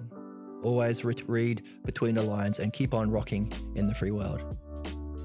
It's a good quote to end on.